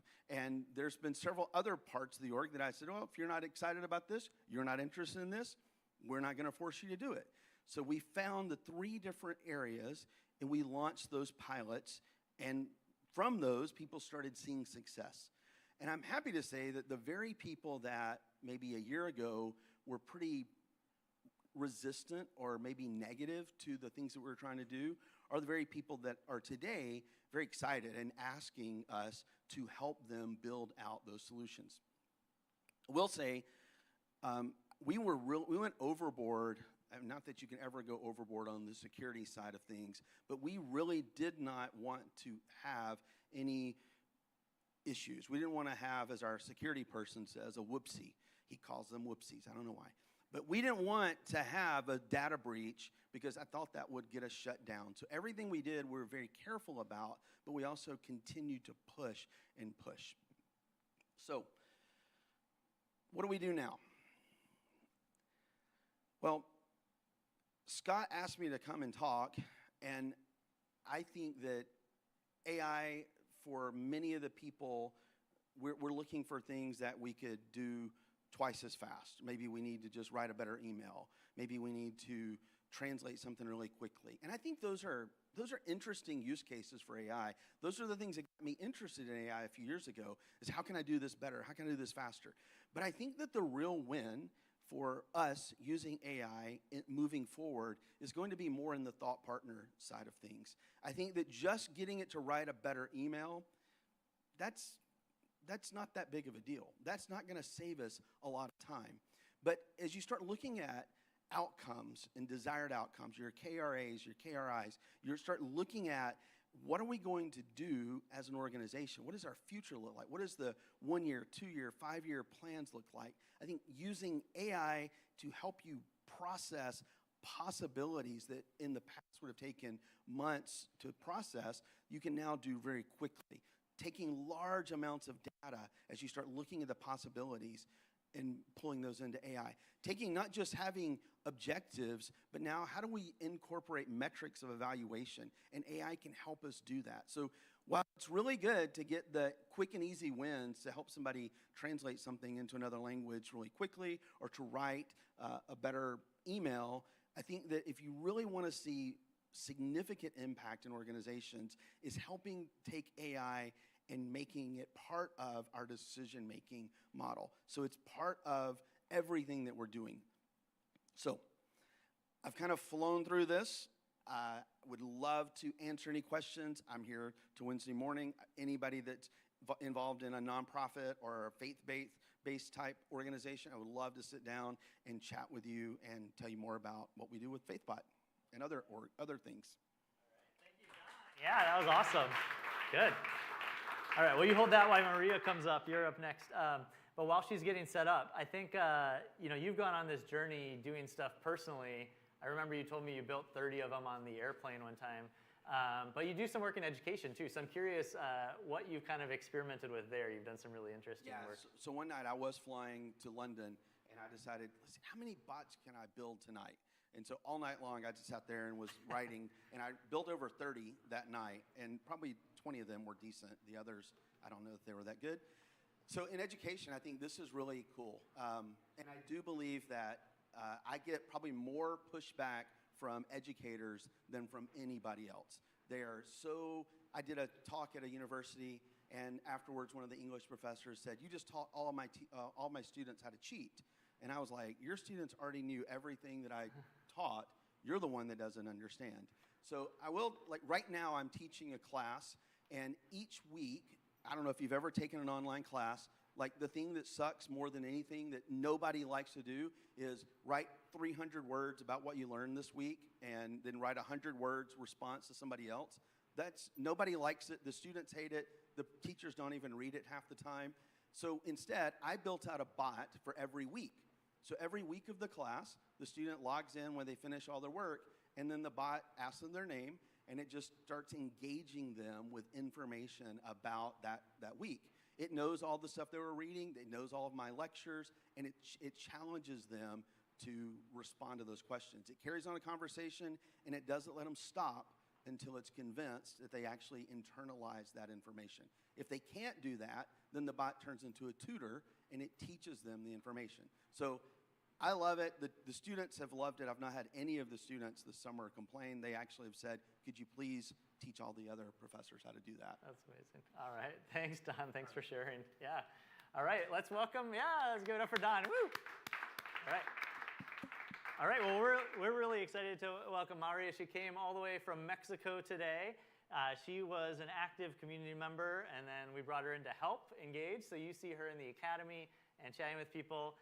But her background she'll talk about today, she'll talk a little bit about testing and AI. So let's hand it over to you. Yeah, hello everyone. I changed my topic, so don't worry. It's still going to be about testing, but yeah, tweaked it a bit. If we can get my slides up, I can share a bit. So today I really want to take anyone and everyone who's ever built anything or wants to build something or had an idea for something to really get over that hump of overthinking about what you have and just really getting it out there. So it's going to be quite practical, hopefully. So as it said on the previous slide, I'm the founder of Know Me and the 4 languages. I work with quite a few different things, as kind of Scott mentioned. So both the AI agency side, so service design, my partner is a lawyer, so we work with humans, and then the law side, both quite different from one another. And then I work with the 4 languages, which is a well-being platform, also utilizing AI and experiments. So today, I would really love to start with a hand raise. If you ever spent weeks or months or years refining something that ended up nowhere. Yeah, most of my clients as well. This is honestly the most common thing I see with people. You want to build something, you have an idea, you really want it to be great, and then you end up tweaking it until it dies of loneliness. It's always a bit more research, one more tweak, one more prompt change, and then you're 2 or 3 months in, and as you know, in the age of AI, that means you've probably like 3 models behind, everything's changed, nothing you actually designed works anymore, and someone built it. So how can we kind of like find the balance between being speedy and being on top of the changes without going crazy or reckless? So that's what I want to talk about today. I am going to take a non-AI example just because this is so juicy. So I don't know if you remember Facebook year in review. Anyone remember the first one? It didn't quite land the way they expected. So they expected it to be all happy, everyone's years were amazing. They were like, oh yeah, this is the best year of my life. These were the best stories of that year. And of course, for some people it was. For some people it was great. But the reality was that quite a few people also had their parents die or their, oh no, we have something going on. Yeah, so for a lot of people, it also meant that their parents died, their kids died, like they went through breakups, and Facebook just literally shoved their worst memories on their yearly review. So let's see. Okay, clicker, wow. Let's see if I can use this one. Let's see. Oh yeah, okay, cool. So, good intentions, terrible outcome. I'm sure no one wanted to show someone's painful memories on their, Facebook feed, but that's what happens when you don't test for the variety of cases that you might have. And the solution is very, very simple. It's literally just testing. So stop imagining, stop building, stop hypothetically thinking about things, and actually go out and test. And the thing is, like, we all want the same things. Everyone here, we want to sell our product, we want to make money, and we want to create an impact. But how do we actually do that in practice?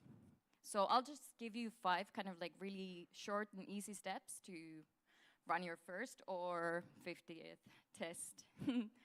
The first one is decide your risk budget. So not every test is the same. So obviously if you're building, like a medical platform that has a lot of proprietary data, etc., it's not going to be the same as, I don't know, me building my tarot reader, for example. The risk is not exactly the same.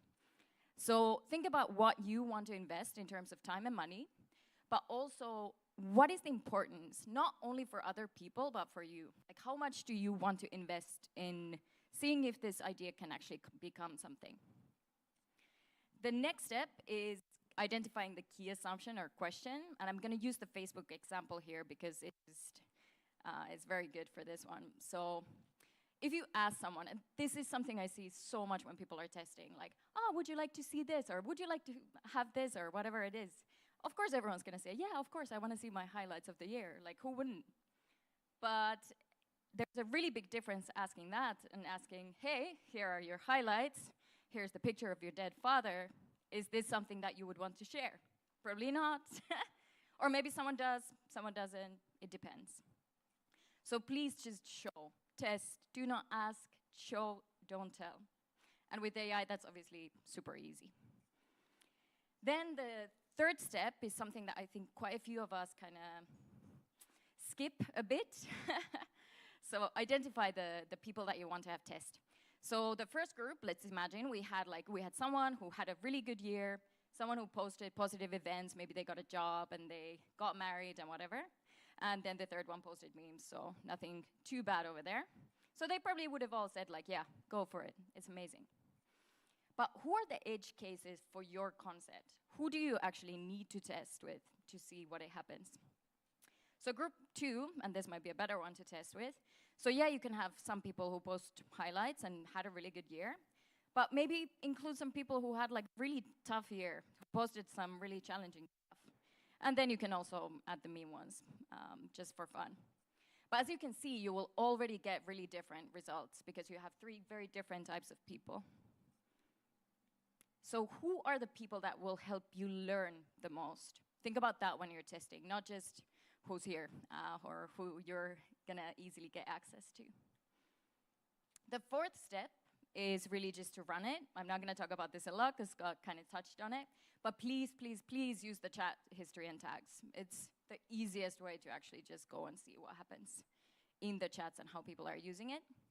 And also A/B test. So something my clients get quite stuck on sometimes is that they want to have the perfect version for the testing.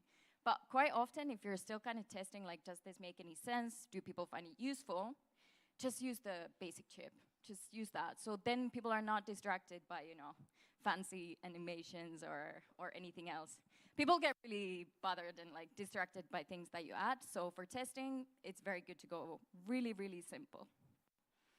And the fifth one is just evaluate, learn, and iterate. These are all actual versions of a simple direct reader. As you can see, very different. So when you actually have those results, just think about what is important and what will you change. And this is always going to be quite different. I love that, Don, you had this as your last slide as well, the scale. But it's like there's a cost to assuming things and there's a cost to testing. So it's just like you decide which one you're willing to pay, right? In my opinion, personally, assumptions are quite expensive, usually, and experiments are cheap in comparison, so gotta have some promised local flavor. So are you ready? Just pick your budget, question, people, and go. And that's it. Yeah. Well, let's ask you a couple questions. So you run different tests with Chip. Just curious, some of the things you've noticed with different questions or things we've tried. That's a really good question. I think like the trickiest part that I notice is really getting people to get over the hurdle of starting to test. So like a question I get a lot is like, yeah, but I've spent like 5 years building this email list. I don't want to, send them something that's not great. But then you can also pay for testers, or you can use them for something very specific. Like, it's not as bad to send something that's not refined, as long as you tell people, hey, we're building this new thing. I would love your feedback, and I'm sure you know that with Chip as well. Like, when you just give them the actual story behind it, people are not going to be upset if something doesn't work. Yeah. They're actually just going to be really happy that they get to be a part of the process, right? Yeah. And you get to talk to a lot of users in the academy. So what are you seeing people test or maybe not testing on Chip that they should? I think chat history is very underused for what it should be. That's like the one thing that I would really recommend is just, it can be scary, and I know it as well. Like when you've built something that you love and you really care about, you don't want to go there and be like looking at chats that you don't want to be seeing, but that's where the answers are. Like you will see if people are engaging, are they dropping off? Like it's not going to be easy necessarily to see that, but it's going to be super important for the next version of the product, for sure. That's great. Well, thank you, Maria. She'll be here all week, so you can chat with her. Thank you. And we're going to welcome Amit up to the stage. And we're really excited. Amit came, he might get the farthest traveled award from Dubai. Close second with our friends from Germany as well. But here's the clicker for you. Oh, you can use that. I think we have them if you want to use what you sent it. Yeah. There you go. So Amit joined us, and he's running agencies around the world. So I think he gives a really interesting perspective to how to build and sell AI. So we're really glad you're here and look forward to hearing your talk. Awesome. Thank you. Yeah, great to be here. So yeah, just for a bit of context, Scott touched on it, but I run a group of agencies, marketing agencies based out of Dubai, Saudi, and in the UK. So funnily enough, I was in Birmingham, England last week as well. So small world, and we're in Fargo this week. So quick show of hands, I guess. Yeah, just be good for me to know who here is in sales, as part of what they do. Okay, good, quite a few of you. That's really helpful because that's what I'm going to be talking about. So I think there's a bit of a challenge. So when it comes to sales, there's a lot of guesswork involved, and for the last 20 years, I've been running agencies, and I think honestly, probably half of my frustration just comes from sales, right? In terms of not having full kind of transparency or clarity in terms of where a deal is. We're a HubSpot partner as well, so we live inside of a CRM. But, just more often than not, you just don't get the answers that you want. And that's kind of changed from when I was actively selling to now when I'm kind of looking at the numbers. And so what I really wanted to talk about is how AI can really fix a lot of the challenges that we face. And I guess part of it is based on this, right? The human truth. So, for those who are in sales or have been in sales, we've all had that moment, right? We have a great meeting, we're kind of following the sales process. The prospect is a really good kind of client fit. We've got a good service offering that's gonna do really well for them. So we have great meetings, and based on those great meetings, we put together a really good proposal. We spend a lot of time putting that proposal together, really happy with the outcome, and then we send it, and then silence, right? Like, what happens next? We get ghosted. They're not answering emails anymore. They're not picking up the phone. And you're just trying to figure out, like, what's going on? Like, what have we done wrong? And it just turns into something that was, like, really exciting to something that just becomes highly frustrating. And then on the flip side of this, when we talk about people who are kind of responsible for sales numbers, right? And, if you're running a business or you're managing a P&L, you're fully reliant on the information that salespeople are giving you, right? So in terms of, you look at the CRM, you kind of live within that space, and you're watching deals kind of, go through the pipe, and suddenly they get stuck, and you're like, what's going on? And the salesperson saying, look, I had a really good meeting, lots of, positivity, this will close, I just don't know when it's going to close, they've gone a bit silent, but they're busy. We hear this all the time.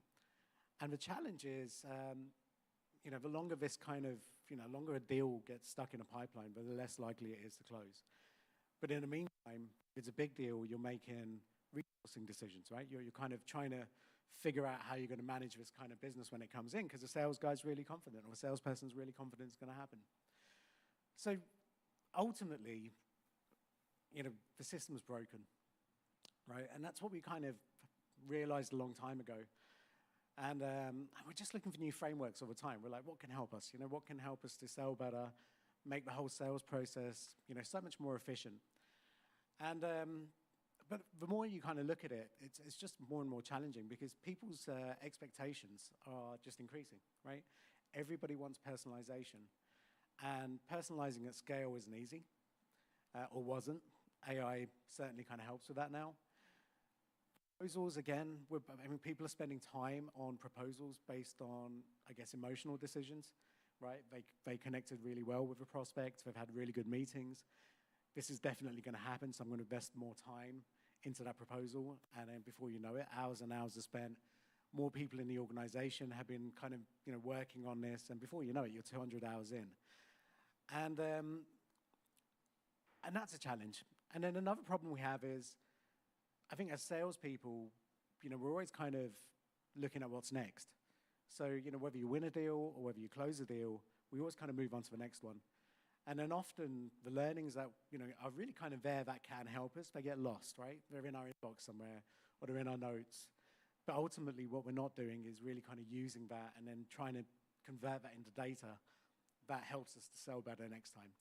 And so again, these are the kind of challenges we face. And then I spoke about the emotional side of things.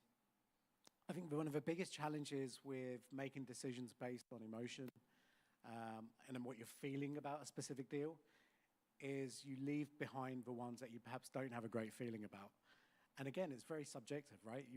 You feel as if you've had a good conversation because the person you were speaking to, you connected with them, right? There is an emotional connection. They liked what they heard. But what about that person who was maybe a little bit more reserved? Also liked what they heard, but just perhaps didn't show it in the same way. Do they get the same love and attention when it comes to creating a proposal? And sometimes that doesn't happen. I'd say more often than not, it doesn't happen.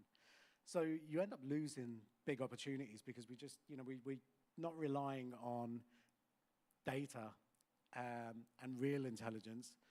A lot of the time it's just hunch. And I think part of the challenge is this. So, we went from kind of funnel to flywheel, and a flywheel, I kind of look back on it and I'm like so frustrated with myself because the flywheel was supposed to be this magical thing, and it's all about, engaging, attracting prospects and then engaging them and then delighting them. And it's this magical frictionless wheel that just keeps turning and gets faster and faster, and you close more business. But sales is full of friction, right? So like when you start to kind of look at big picture stuff like this, you almost forget about the granularity of a sales process. And for me, that's a real challenge. And so we embraced the flywheel and then quickly discarded it because we just realized actually sales just doesn't work that way. So that's where we basically decided to create the Nexo AI Lab. So, we felt as if our space, and again, marketing agencies and sort of growth-focused agencies, where our kind of expertise and what we've been doing over the last 20 years is really within that funnel. So from marketing through to sales and then through to customer service as well. And the more we kept talking to our clients and prospects about AI, the more we realized that, senior C-suite people that we kind of typically engage with just, love the idea of AI, understand the potential impact of it, but just have no idea where to get started. And they're apprehensive as well. They're not kind of worried so much about losing their own jobs and all that kind of stuff. I think that happens kind of lower down in the food chain. But what they're scared about is, going big on something that doesn't work out. And they don't want to lose face. But on the other hand, what they also have is pressure from board members, right? They're going, and whoever they report into is expecting them to kind of be embracing AI, doing something, like really kind of showing how this technology can be leveraged within the organization. And so we looked at it and said, look, how do we make CEOs and other C-suite feel really comfortable about AI? And the only way that we could really make that happen is through a lab, right? Somewhere where they can come in and it's a safe space. Somewhere that they can come, they can kind of experiment, they can ideate, they can, test things, they can perhaps even launch things, and then refine, right? We can launch and we can refine, and we can do this all within this kind of, safe environment. And the lab has been, I think, really, really quite interesting. And as soon as we kind of mentioned this kind of framework, we're now seeing a lot of people very excited about it in terms of, okay, this is something that we can get behind. This is something that we want to be a part of. And actually, more importantly, we need a lab within an organization, so can we use the same framework and put it in? I think people just want a kind of safety net, a bit of a barrier to deployment. And so we've been working really hard behind the scenes to try and make this happen. And I think there's a few reasons why people like it. The first is it's proprietary. So, whether it's kind of frameworks that we kind of share with a client or it's a framework that we develop with a client, again, it's within a kind of safe environment. It's a closed environment. For rapid deployment, a few people have kind of touched on that, but we can't wait 3 months, 6 months, or 12 months now to build something and deploy it. It's going to be out of date straight away. It's going to be pointless. So again, with AI, the whole idea behind the lab is actually let's build something and let's kind of build version 1 of this within a couple of weeks. And it shouldn't take any longer than that. And again, to our surprise, people are really kind of buying into that. I think the third piece, and a few people have touched on it, is I think everything that we do inside of a lab has to be measurable. right? So if we don't understand what success looks like or what those important metrics are, how do we know if it's really kind of successful? And it gives us a kind of benchmark to work with as well. The fourth piece here is low risk, right? Again, because it's within a closed environment, we are reducing the risk. And I think that's, again, really quite profound for organizations of all sizes, because, again, a lot of CEOs are quite risk averse, right? They've got a lot of people that rely on them. They want to make the right decisions, and they need to kind of really manage that risk process. There's one more part here as well, and one of the conversations we had pretty early on kind of helped define what we did next, and that was when we started talking about AI agents. And we had full buy-in from a CEO and senior management, and they were like, right, absolutely love everything that you're talking about when it comes to AI. And then we started talking about agents, and we lost them. And we just realized at that point that, okay, people kind of do want to invest in AI. They really kind of want to, not just invest money, but invest time and want to kind of understand things. But the second you start speaking an alien language, even though it's just the word agent, they just don't get it. And then that scares them, and then they take a step back, and then, you lose a lot. And so what we realized is that no matter what we do within the space, we've got to productize it, right? People understand products. They've been buying products for years, right? They've been buying software for years.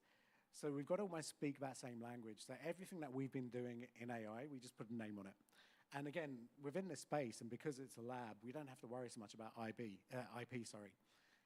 We just can think about putting a name on it, something that I think one of the other speakers touched on that earlier.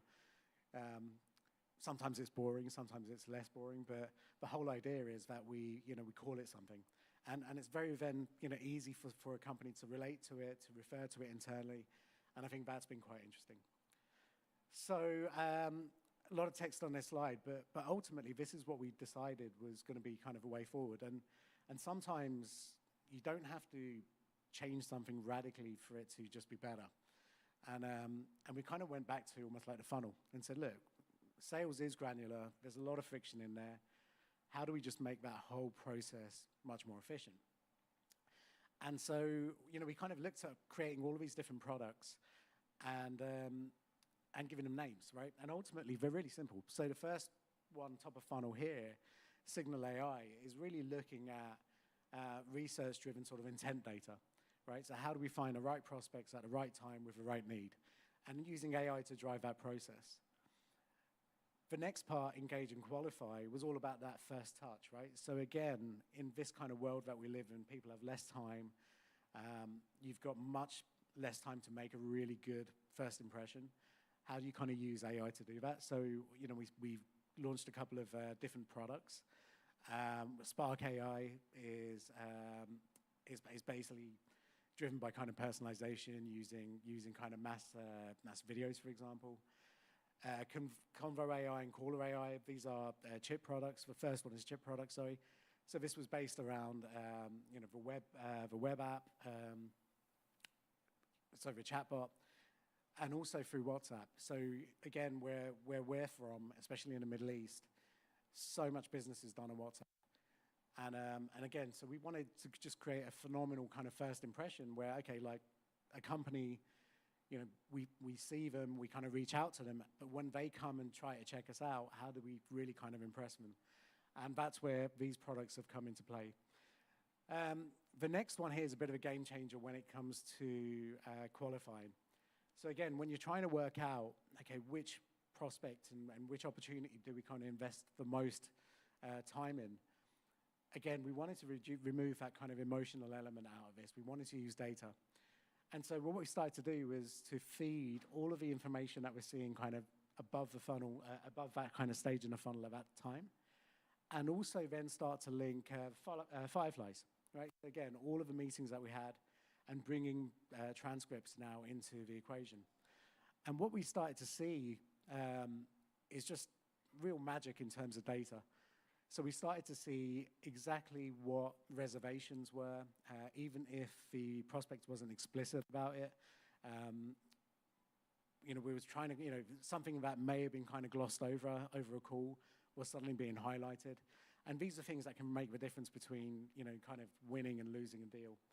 More importantly, we put some metrics around it. So what is the actual probability, based on all the information that we've got, that we're going to win this account if we overcome all of the different objectives and match the needs of what we're looking for?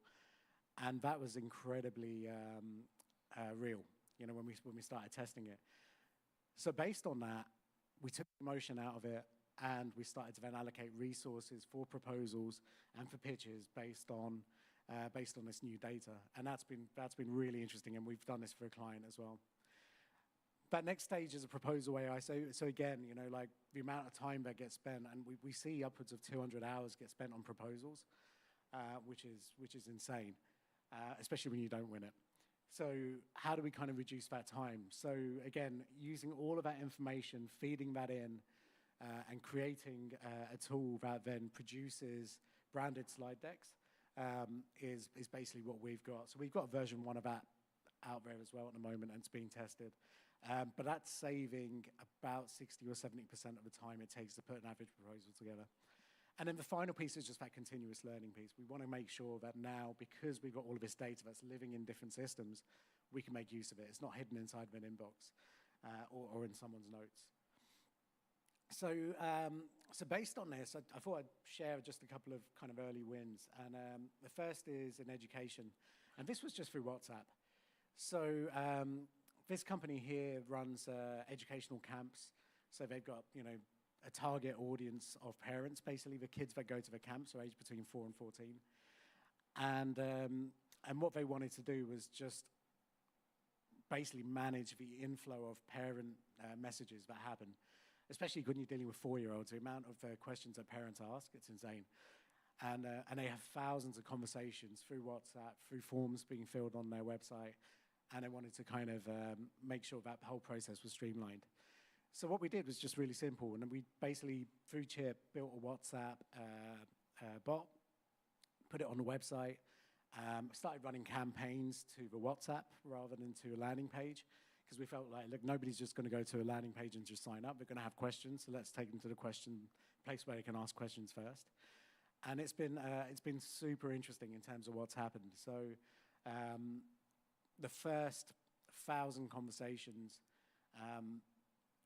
were insane. So in the past, what they had was a manual WhatsApp, and that manual WhatsApp typically resulted in conversation rates of about 70%. And what that means is somebody would send a WhatsApp and they'd put their phone down, assuming that nobody was going to answer them anytime soon. This obviously changed.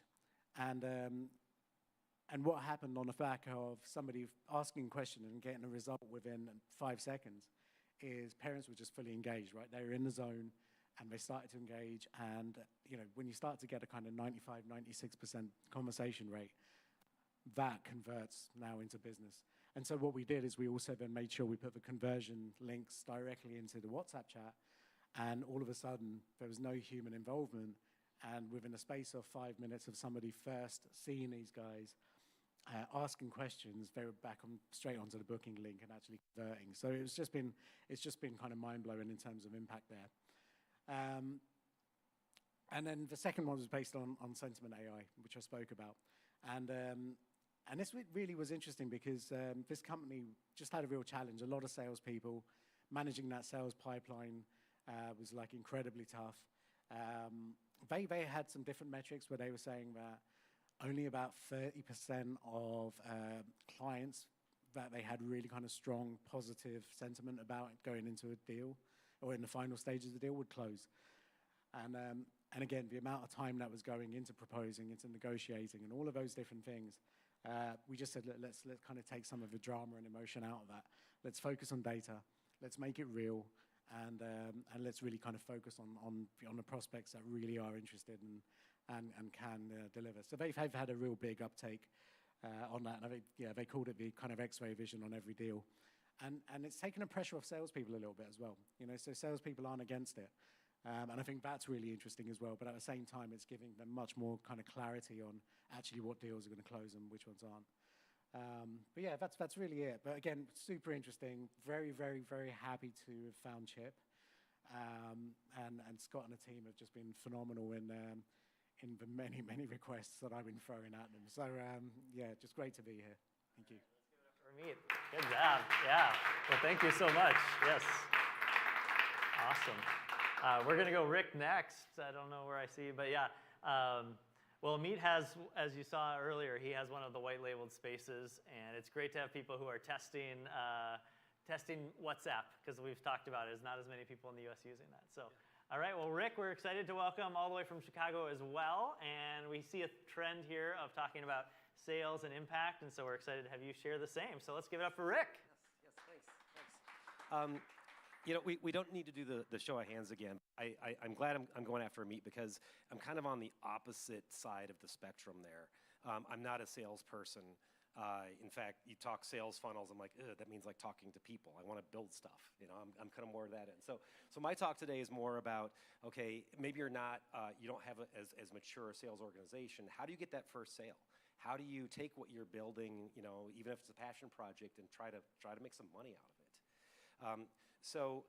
What we're going to go through today is just that. How can you use Chip and use Chip to build things that are interesting to you, and then again try to make a little extra money from that. My background is I come from a marketing and communications side of the world. I work for a food ingredients company. I've been there about a year. I've been working with Chip for about a year and a half now. So that kind of predates my current role. But I use those learnings to bring into the organization and backwards and forwards. And so, you know, I'm going to mirror what some other folks said today about the importance of experimentation. Because even building your first app, getting that exploration under your belt is super helpful. One of the first apps I built was for my daughter's softball team. And so I did this because I realized that, you know, I'm a coach of the team, but then when the game's over, I'm busy coaching. I kind of didn't really know what happened besides like the plays that you know, day to day. So I worked with somebody to just give me the stats. Then I built a Chip app to feed the stats into the Chip app, and it would write an article for me that was a recap of the game. And so then, I share that with the other parents, and they all really enjoyed it. And then I realized too that, okay, well, there's not just the game itself, but there's getting to the game, and there are different fields all the time. And somebody's on snack duty, and nobody knows who's on snack duty that Saturday. So I built those other elements. In the roster. Okay, so somebody has to text somebody, you know, because somebody's out. I built all those elements into my Chip app and shared that with folks. And it started just, again, with the other parents on the teams, but they really enjoyed it. And then that became the thing that I was showing to people in those first demos with our first leads is, hey, I've got this thing that I built. It's for my daughter's softball team. But they could use that to see, oh, okay, so I get how you took 3 different information sources and you web scrape some stuff and you put it together into something that's really useful. And so for me, not being a salesperson, that also became a story that I could tell, where I'm doing this on the side. This is not my 9-to-5 job, you know, being a baseball coach. But I've been able to use something that's a passion project and then use it to show to people to say, oh, you know, maybe they've got a son or daughter in sports and they can understand how to use these tools. So like I mentioned, not a salesperson. My background is in marketing communications. I worked in social media for many years. But really, it's that experimentation that I've been able to use and develop this, you know, think of this as the sales framework for non-salespeople in a lot of ways. And so what I think is first important to understand is what are the needs and motivations of your customers? Really, what are you selling? And I like to use kind of the cake or the icing model, because in talking with organizations, I'd say probably half the folks that I've talked to who are looking for AI tools, it's not AI tools they're looking for, but they see the hype around AI and think it can solve other problems with them. So it might be that it's really a data analysis problem they have, and we can build an AI tool to help them better segment their data and understand it better, but it's still ultimately a data problem. Whereas other organizations that I've talked to, it's just AI. They don't know what's going on in AI. They want a starting place, and so working together with them to build an education session, a road mapping session, you know, that might be a different way in. And so that's why it's important to understand, are you selling cake or are you selling icing? Is AI the shiny object that they want to go buy? Or is AI just the layer on which they need other different types of problems to be solved? So that's number one. Number two is thinking about what business needs do they have. So process efficiency, that's something else we've talked about a lot today. That can be very important, so that's a good place to start. Content generation. Because of my background in social media, a lot of folks that I've talked to have asked me, well, I need to do more on LinkedIn. I don't have time, I'm not a good writer, how do I do more on LinkedIn? And so I've built LinkedIn tools for people to generate better content that's still true to who they are as a professional or who their brand and their organization is. Those are very basic ways in. Automation is one, but then also offers as well. So understanding what are some of the business needs of the people that you're talking to. And then lastly is the emotional needs. We've had, and when I say this again, there's different extremes, but I've talked to organizations who FOMO is the big driver. And FOMO in terms of my competitors are using AI, and if I don't, I feel I'm going to get put out of business. I'm literally missing out, and it's going to be competitive disadvantage if I don't have that. Other people are seeing it the opposite. Hey, I don't know where to start, but I know I need to start using AI. Help me figure out what that starting point is. And that's important because if you understand those emotions, there is a lot of emotion around AI because some people see it as a great opportunity. Some people see it as a threat. I can guarantee you those folks are often in the same organization. And how you can set up whatever you're selling in terms of your AI tools to also take care of those emotional needs is very important. I work with a lot of nonprofits in the Chicago area. A lot of the tools we've built are for these nonprofits. And it was interesting, one of those moments I had was we built a grant writer tool for a nonprofit. Very small outfit, just a handful of people within this organization. And the one person who was in charge of grant writing, in a meeting, someone kind of joked offhandedly, almost kind of meanly, it's like, oh, well, this is going to take your job. And she goes, actually, it will, but in a good way. Because I spend 80% of my time writing grants. If I could shift that to actually fulfilling my mission and not have to be chasing money so much, then that's going to be better for our organization and the community that we're trying to serve. And I'll always remember that because it takes something that is a real genuine fear that people have, but it reframes it in something that they want to actually achieve that's helping their community more. So once you understand these different needs and motivations of the business and the individuals that's involved, then I think it's really important to try to create that light bulb moment.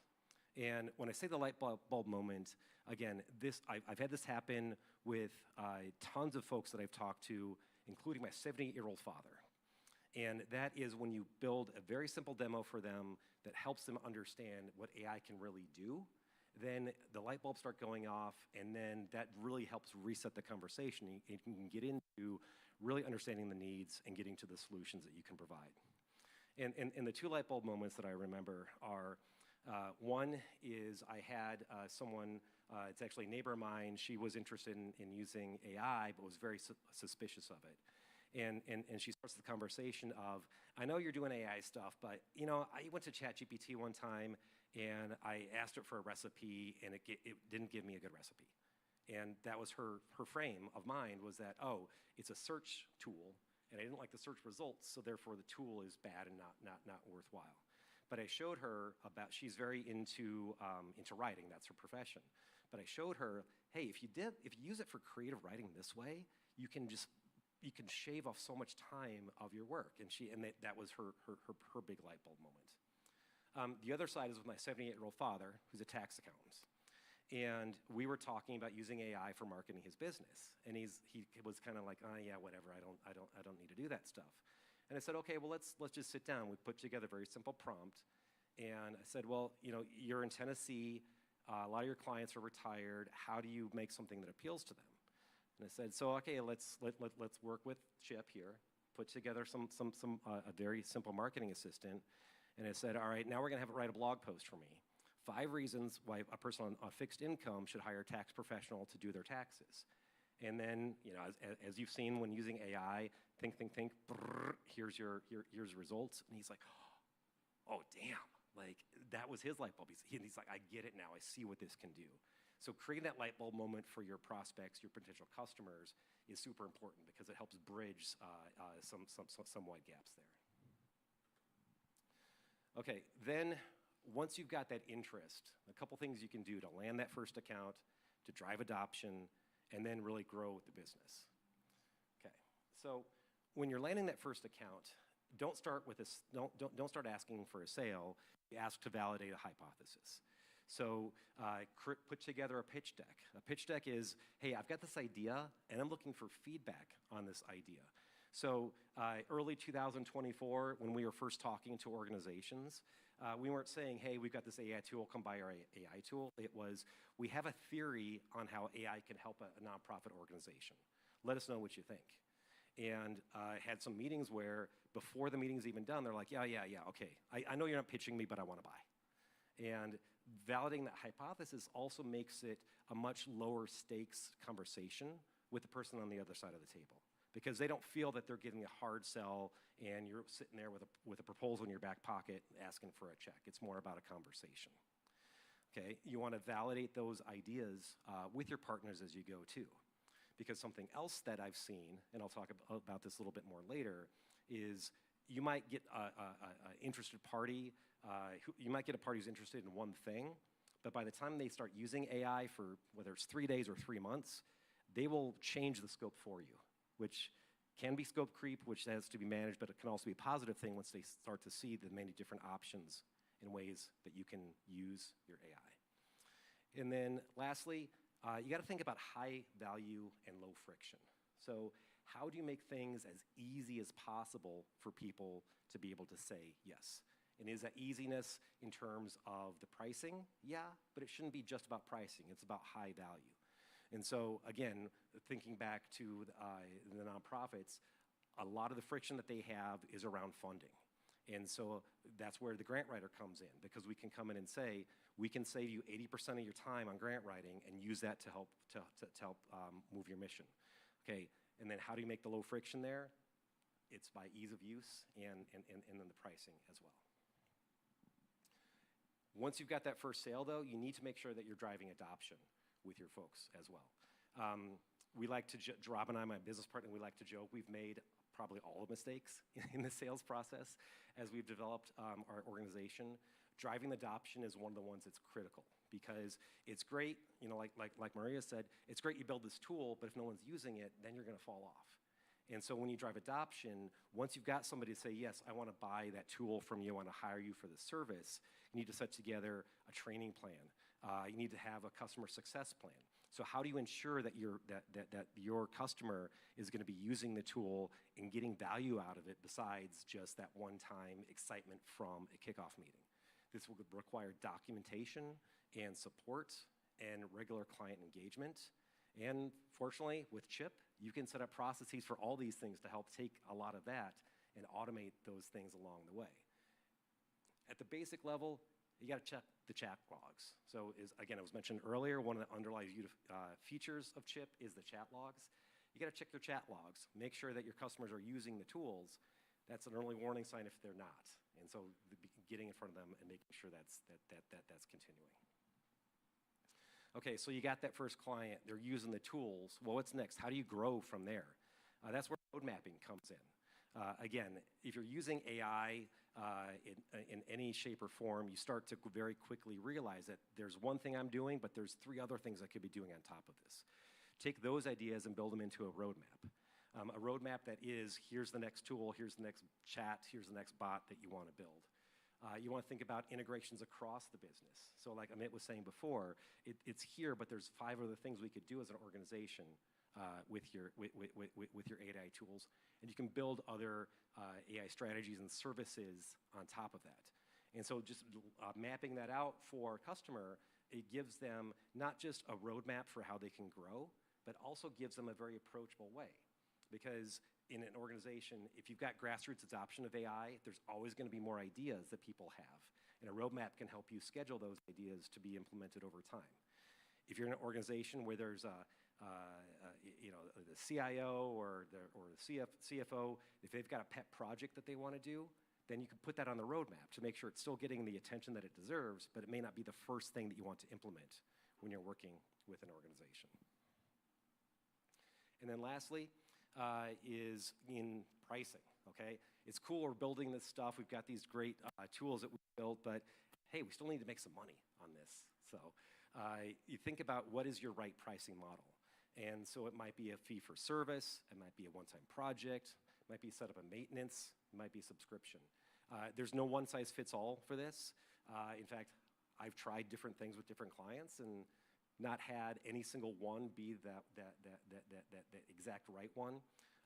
In the nonprofit associations and mission-driven organizations I've worked with, typically something that's a one-time project is a little bit easier, I found, because that can be often covered by a grant, and is something if they have a one-time project but they can use it longer term, they can sometimes meter that out in terms of cost over time.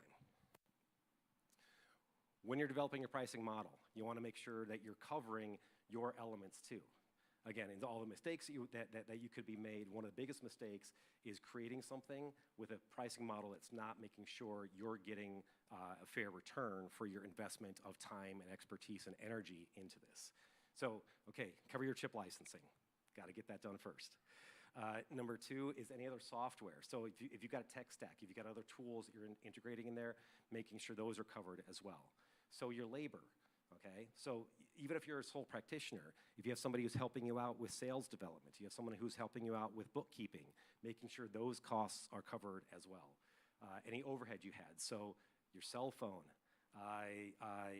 Again, my dad's a tax accountant, so he's drilled into me, you know, mileage. If you're driving a mile down the street, expense that mile. So that's what he's always told me. And then don't be afraid to put a little margin in there too. You know, make sure you've got your profitability set up as well. So really, that's it from the how to develop your sales model from the non-sales guy. And I'm around all week for any questions as well. Thank you. All right, great job, Rick. Yes, excellent. We have salespeople, we have non-salespeople. It's a great blend. Well, I'm really excited. Our last two talks are with partners. So one thing that we found with Chip is there's a lot that we can build, and there's a lot that we can partner on to make our tool even more powerful. And so thanks to Mike, we've met some of these folks. And so the first one we're going to welcome to the stage is Shane. And Shane's at Swept AI, and he's actually helping to create evaluations and to improve the quality of AI, which is something that we hear from all of our clients. So we're working on our partnership and integrating their services, and he has a lot of experience on how to make sure AI doesn't fail. So we're going to hear about that today. So welcome to the stage. Thanks, Scott. So good news is we test drove this talk, I don't know, a couple weeks ago virtually, learned a whole bunch, and wildly changed it around so we can give you a lot more actionable stuff. I'm going to apologize, I'm going to try to go fast. We're timing myself because I used to have to turn 15 minutes to 2 hours when I was lecturing at colleges, and now we're going to try to cram 45 and 15. And I'm really going to try to not use words like agenics today, but they're going to slip out. So who am I? Shane Emmons, founder and CEO of Swept AI. We do evals. Ultimately, we are about adding a trust layer to AI. So wherever you're developing it and deploying it, especially when it's in high-risk environments, healthcare, fintech, that kind of stuff, it's done right. My co-founder Amy's here as well. If you have questions, feel free to find us throughout the week. So we're going to talk about 10 different ways they fail, and I get to cheat, and half of these you can say you're using Chip, you're already going to solve these mostly. But the first one here is the ideation phase, the idea. Sometimes we have trouble finding that idea. What exactly are we going to use AI for? Or we have this task to use it. And if we're stuck, one of the great things is Chip's templates, or today, if I get a chance and I go fast enough, I used the generator that they showed today and shoved it through Swept so we could actually see how well these generators do. But again, it's just trying to get idea. We've heard a couple times now. Get out there, try stuff. It starts connecting the dots. There's a lot more to do with AI than just simply acting as a chatbot. The next one, proof of concept. We're not even going to belabor this at all. So it's very hard to do that when you're in ChatGPT and Claude. You can build those custom GPTs. You can start building artifacts. Chip is purpose-built for this. You're all here for that. Great one. It's the one we keep sending our clients who are asking us, can you build something custom? No, go to Chip. Much easier.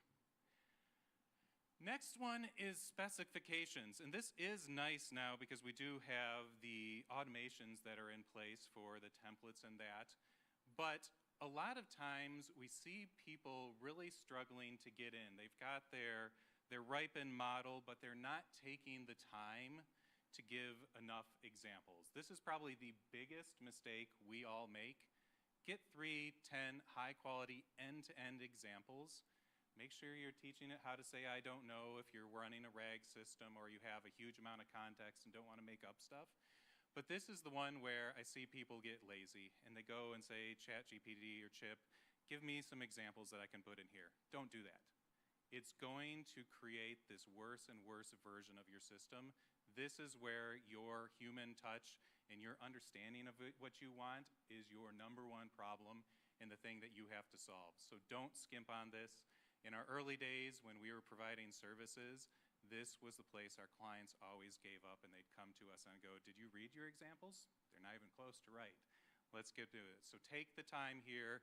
You'll get a lot better swept results as well as if you take the time.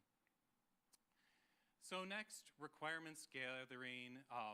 Chip really solves this for you, but this is a lot of places where people struggle when they're trying to get their, you can load up your context, but now we have the website scrolling that Chip is doing. They're doing inside the documents. I had to do that today, which was very cool for us.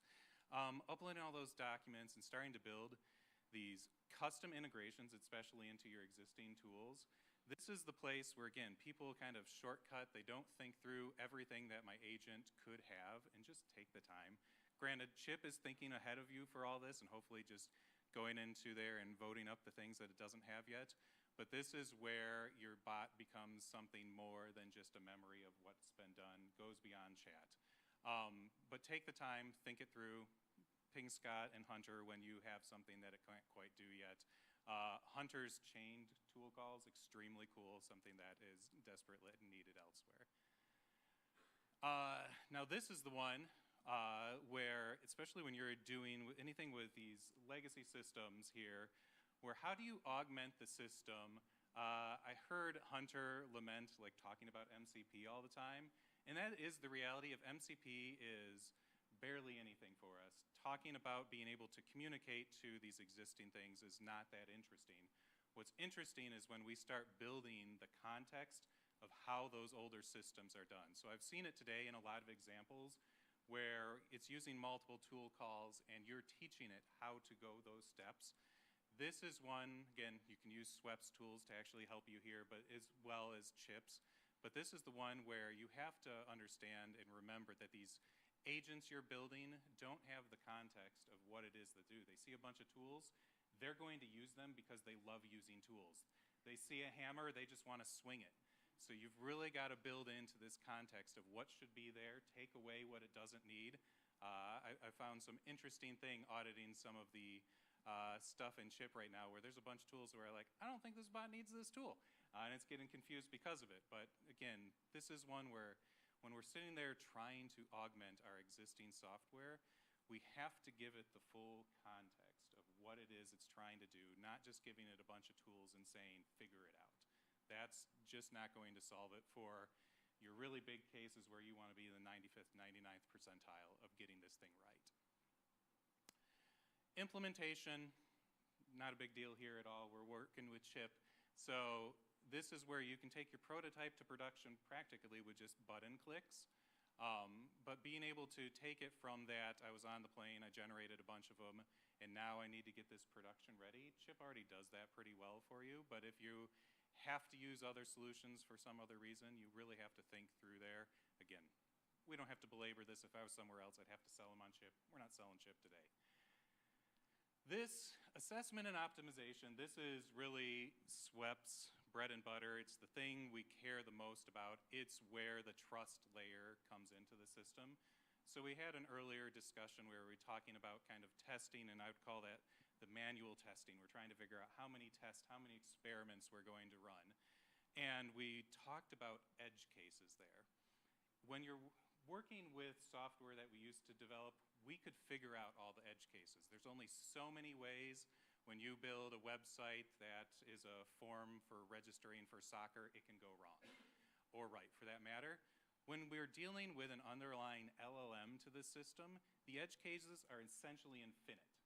There is no way for you to imagine every edge case that's out there.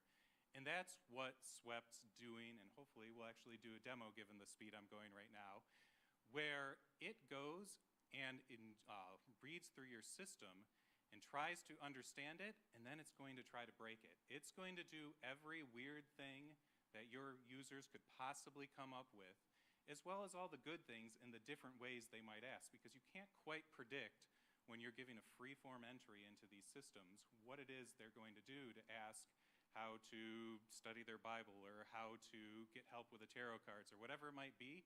They can enter it in a million different ways.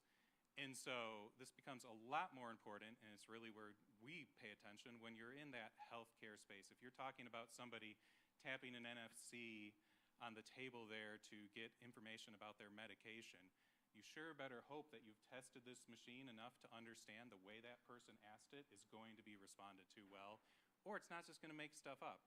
So good news is, especially the way we work, you don't have to have a lot of examples here yourself. We can extrapolate it out. But you do have to start there. It can't just be completely from, well, take that back. We can start from scratch on some of it, which we'll show you later. Next, difficulty, releasing, scaling. I'm sure Scott and Hunter have had trouble, but hopefully you haven't had to deal with too much of how you scale these systems. But that is one that is extremely hard. And then when you start to think about scaling, it's not just thinking about the machines. Do I have enough response time?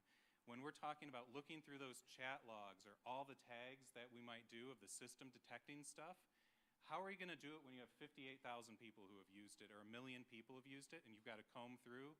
That's where agents like SWEP going through and surfacing things, it's the fancy term in the AI will be the human on the loop versus in the loop.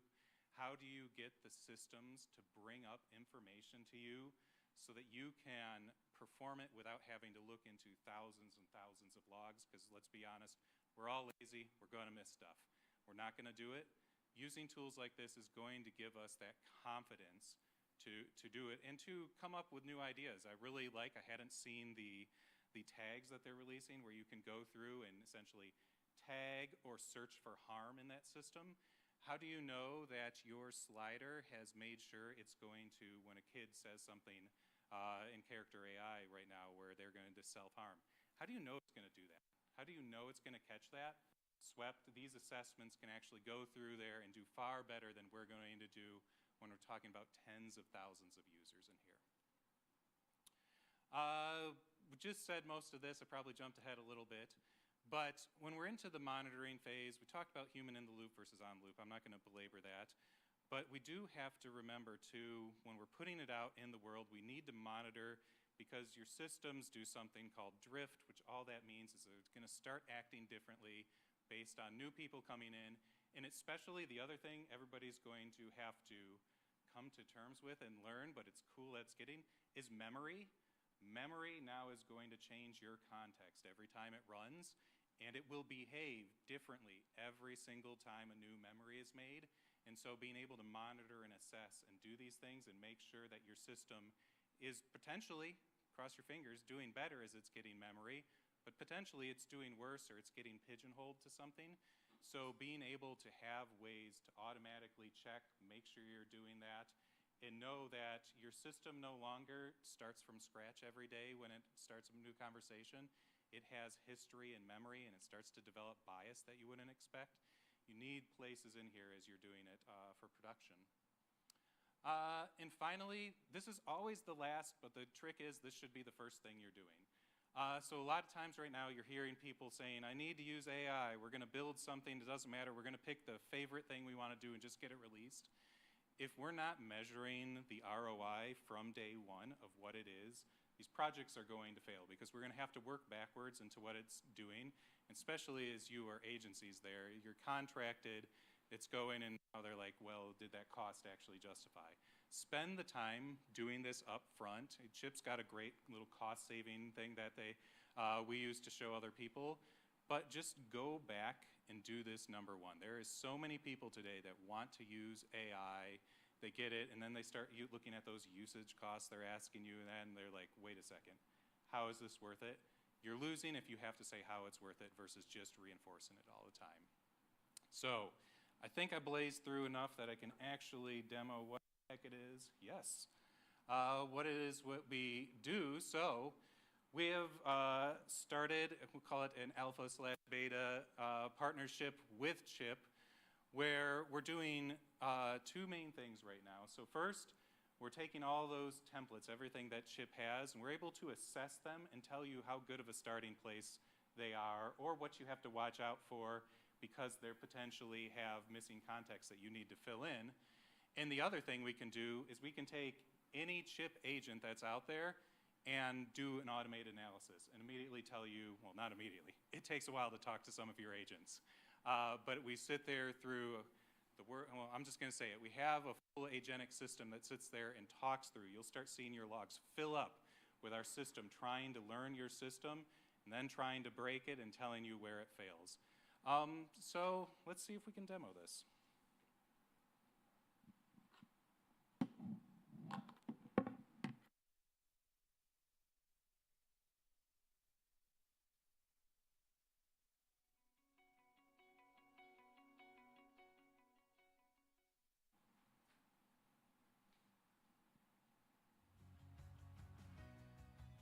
Can we pop over to the screen? Perfect. So this dwell script, I just clicked off the Chip homepage, had it build it in a few minutes, and said, good. So with Swept, we'll probably automate this eventually with Hunter when he gets in one of his 3 machines there. But all we do, we grab that share link right here, and then we scroll down, grab that API key, and we go over into our Chip bot, and I'll show you without actually doing it for a second. But we paste those 2 things in and say, good look, buddy. In 15 minutes or so, it comes back and tells us how well is it? How well does this system perform? So in this case, this is dwell script. It's a, well, actually, we can go read what it is, but it's a real estate listing bot that was on one of the suggestions, and it will go here and start to evaluate, and it's going to tell you how well does it follow instructions. I'm testing its boundaries, making sure that it doesn't go out of the spaces of where it's supposed to be. Is it consistent? Multi-turn, when we're having, probably the biggest thing I see people make mistakes right now is they want their agent to ask 15 questions in a row instead of ask the 15 questions in one go. And so how well does your system go with multi-turn coherence here? And so the fun thing right there is we go and we essentially socially engineer it to tell it everything that it's supposed to be able to do slowly. And then we sit here and check and see every single thing. I'm not going to scroll and look at it, but you can see what it's actually failing at, how long it took to test, how many, what's the drift. This has a major drift one. It's not too surprising given what we were trying to do to it. But then we can look as well as we have some of the more critical or good examples of templates that have been hand-tuned versus just rolling out of there, and go through and see it. The marketing agent, it's a great agent, 3.7. It's never going to get a 4.0 because it does the one cardinal sin of telling me exactly what it does. But that's that. So hopefully all of this is to give you, first and foremost, a sense of all those failure points, but really to think when you're getting closer to production, you're getting more and more critical details, that you're taking the time to actually think about the assessment and monitoring and getting these right. Hopefully you're just doing it automatically with Chip and Swept, but if you're doing it elsewhere, make sure you're taking the time, because most people don't, and then we have some pretty big disasters on our hands, which is why Swept was even formed. But I think that's 15, and I'm done. Well, let me ask you a couple questions. So yeah, it's great to see that. So you've seen a lot of enterprise, maybe sensitive topics. What are some of the use cases where you've seen big impact with testing? I know you've shared some with me in the past. I mean, one of our big, or probably it's our first big pilot, was with a clinical research startup. They have health tech. They're trying to get more people into clinical researchers that have rare diseases. and they had to prove that their thing worked. And so we came in and assessed it, but we also found right away that there were huge biases on their models they were using that they were never going to find for years until it came up. But it was around seizure pain, and these kids that were going to be in these clinical trials would have just been kicked out eventually because their whole startup would have failed. We've seen it on all kinds of stuff like that, and that's really where personally we're focused, but it matters everywhere. Yeah, no, that's fascinating. Well, one thing we'd love feedback on from all of our chip partners is how do you imagine using this, right? So like we know that one of the biggest pushbacks we get, especially from larger companies, is often like, is it accurate enough? Is it working, right? So would love feedback as we meet tonight and hear kind of Don's nodding over there, sensitive topics in particular. So, exactly. Yeah, so tell people where they can learn more about you. You can just go to swept.ai. You can talk to Amy and I wandering around the next few days. That's about it. All right, well, thanks for sharing. All right, Shane, let's give it up for Shane. And our final guest is another partner of Chip. We mentioned in kind of our kickoff that you have the ability with Chip to have open source large language models, which means that you can use AI without sharing any data to ChatGPT or Anthropic or whoever the provider is. So wanted to bring a colleague and a partner from Prediction Guard. So I'll have you introduce yourself and talk a little bit more about Prediction Guard and kind of deploying secure AI. This will be a really interesting look at what's possible. And I think we've all heard the questions about privacy. With Chip, none of the information is used for training, but some people, especially in regulated industry, need more. And so as you kind of see with these last two talks, looking at what's possible in some of these industries. So I'll hand the clicker to you and look forward to learning. And I better give you that too.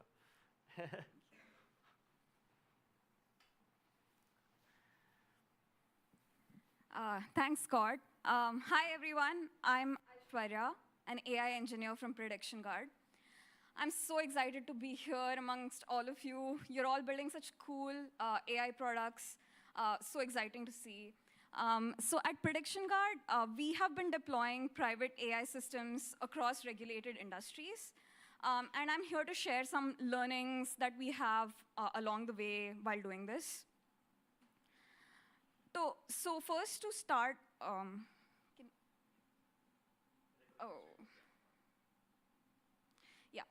So first, let's recap the kind of concerns regulated industries can have. So basically, they care a lot about compliance. So it could be like FDA in agriculture, HIPAA in healthcare, and they also would love to run their own AI system in their own either on-prem or air-gapped or self-hosted environments. And finally, it's also important for them that they protect their IP or other sensitive data type that they might have. So we do want to unlock, obviously, the amazing AI capabilities, but and it's very tempting to use one of the many third-party AI solutions that already exists. But you might want to think about it more before you jump right in. So in March 2023, ChatGPT had to be taken offline following a bug that literally exposed other users' chat data. Quickly following this incident, Apple, JP Morgan Chase, and a bunch of other companies banned their employees from using ChatGPT. And things like this can it can happen anytime again. And therefore, it's really important for regulated industries to think hard before adopting third-party AI solutions. OK, so what is on the other end of the spectrum? You'd want to probably roll out your own infrastructure and host AI models. But it might not be as straightforward as you would expect. Managing GPU can get really expensive. It's also, again, you need to, again, figure out how to build safe AI. And there can be new zero-day vulnerabilities, and you'll need to keep track of all of that, and also have dedicated teams for compliance and monitoring. And yeah, so you do get the control in this sort of a setup, but then it does come with a lot of investment. And again, risks of getting things wrong here as well. OK, Now, it would be great if there was a pre-built AI system that you could deploy on your own infrastructure, and it came with safeguards, monitoring, logging, and all of this ready for you to just start building. The good news is this is exactly what we are building at Prediction Guard. And I'm going to walk you through how we approach this, the lessons that we've learned along our way while building safe systems for our customers. So the first one, this is really a no-brainer. When you use a traditional third-party AI solution, you're at the mercy of the provider. They serve the model by wrapping it in their own business logic, and then they also gather logs and data from your usage. But if you run performant models like DeepSeek R1 within your own infrastructure, you're more in control. You can then remove the restrictive business logic and eliminate unwanted logging, but also customize how the model performs better to fit your needs.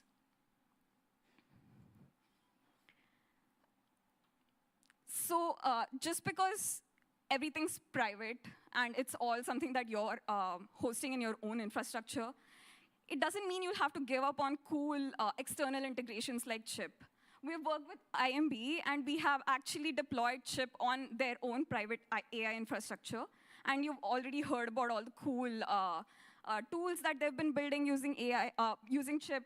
And you can also have your own marketplace within your organization using the data that you wouldn't want to expose to the third-party AI providers. Oops. Yeah. So far, we've been talking about unlocking AI capabilities, but we also need to talk about the elephant in the room, which is privacy and security. So even, like I mentioned earlier, even if you are self-hosting your models, you can still have a range of risks. So firstly, starting from the bottom, your model servers and files can be targeted. If you build apps on top of your sensitive data, then you will be exposing your sensitive data, and that's, again, zero-day attacks always possible. And which is why monitoring inputs and outputs is super important. It helps detect issues early, and especially when users are working with sensitive documents. Another challenge is that safety is not standardized across models. What's considered safe can vary wildly between providers. And that is why it is important to focus on model-agnostic safety layers, which is what we provide. And every model is vetted before it is deployed on Prediction Guard. And finally, we make sure that this safety layer is abstracted away from you. So you can just start building your AI pipelines without having to worry about any of these concerns. So now you have your own AI system in your infrastructure, and you also have built-in safeguards. And this perhaps leads to one of the best outcomes, which is IP ownership. So AI can help you build IP quickly, but with third-party systems, you're often in a gray area about what you can do with the outputs. Do you actually own it? It's not always super clear. So with a private AI infrastructure, there is no ambiguity. You build your IP, you keep it within your infrastructure, and you stay in control. So one of the best examples of this is our work with Purdue University. They wanted to leverage the deep research capability of LLMs to help build IP while collaborating with other pharmaceutical companies. By using Prediction Guard, they ensured the model came to their data and not the other way around, keeping everything secure within their own infrastructure. OK, so finally, the main takeaway from this is it is absolutely possible to host your own AI infrastructure. Safety and security need not be an afterthought. And you can adopt AI capabilities without exposing and even growing your IP. So if this sounds interesting to you, please reach out to me. You can also check out our website for more information on how to use Prediction Guard. Thanks. Thank you. Excellent. All right, well, I don't know if your softball bot will require your own infrastructure or not, but I think there's a really interesting spectrum developing from sort of when to use what, right? Like we had this all-purpose general pre-trained option, and now we have all these different options coming out. So in Don's case, really important for his organization to have it completely private.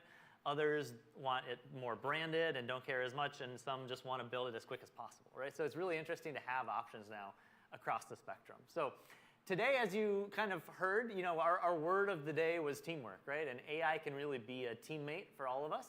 And I hope what you saw today was just other people who are selling Chip, who are building their own AI tools, building agencies, and that you can be teammates to one another. So what we're going to do next is actually facilitate that with food and drinks to help facilitate the conversation. So this is day one of ChippCon, so let me give you a quick rundown of what's happening next. Starting at 5 o'clock, the pizzas will be live and the drinks will be flowing. It's diagonal from here at Broadway Square, which is the big grassy area. And the inside of Salt Hill Jewelry is the swag that you can pick up, along with the drinks that you can get. You'll see the big Chip stickers, so that's Chip HQ in the corner of that beautiful building. From there, you'll be able to get wood-fired pizzas on the grill, so make sure you put in your order. It'll take a few minutes for them to fire those up. And we'll be able to speak with one another. We're going to have table talks at the square, so there'll be different topics on different tables. So go to those areas that you are either an expert in or want to learn more about. We are combining with about 3 other events that are all happening at the same time today, so there will be a lot of new faces there. So there are a lot of people in town for TEDx Fargo, so kind of curious, interesting individuals. There's about 250 people in town for an AI and Ag conference that we'll be joining tomorrow, but a number of those people will be there as well.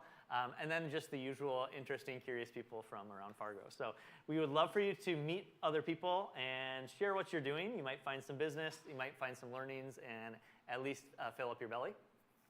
Tomorrow at 8:15, the bus will leave from the square, same place where the party is, for Grand Farm. So Grand Farm is where we're having day 2. Day 2 will be AI in business, so focused on applying AI in a lot of different contexts. And we're going to hear from speakers from Google and Deloitte and startup pitches. I think we're hearing from some of the companies that spoke here today. So it'll be a really interesting chance to kind of see how AI is being put into action. We're so grateful. Again, I can just say thank you again from the whole Chip team. I want to give a shout out to my team that's helped build this amazing product. So first, we'll give a shout out to Valentina in the corner, who helped build out the HQ feature in particular. We'll give another shout out to Andrew, who helped build all of our dedicated managed services and keeps the product on. Give out a shout out to Maria behind you, who's been helping the academy.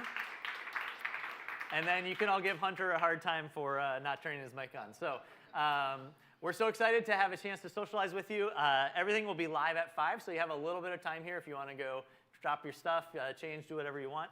And we're excited to welcome you all to the square and to Fargo. So thank you to the Livewire team for helping us all day and live streaming everything. So great job, guys and gals. And yep, give it up. Oh yeah, of course. No, it's my pleasure. It's a true pleasure. And we have more learning tomorrow. So many experts here and in other rooms to learn from. So let's keep the conversation going, and we'll look forward to seeing what you build. So have a great afternoon.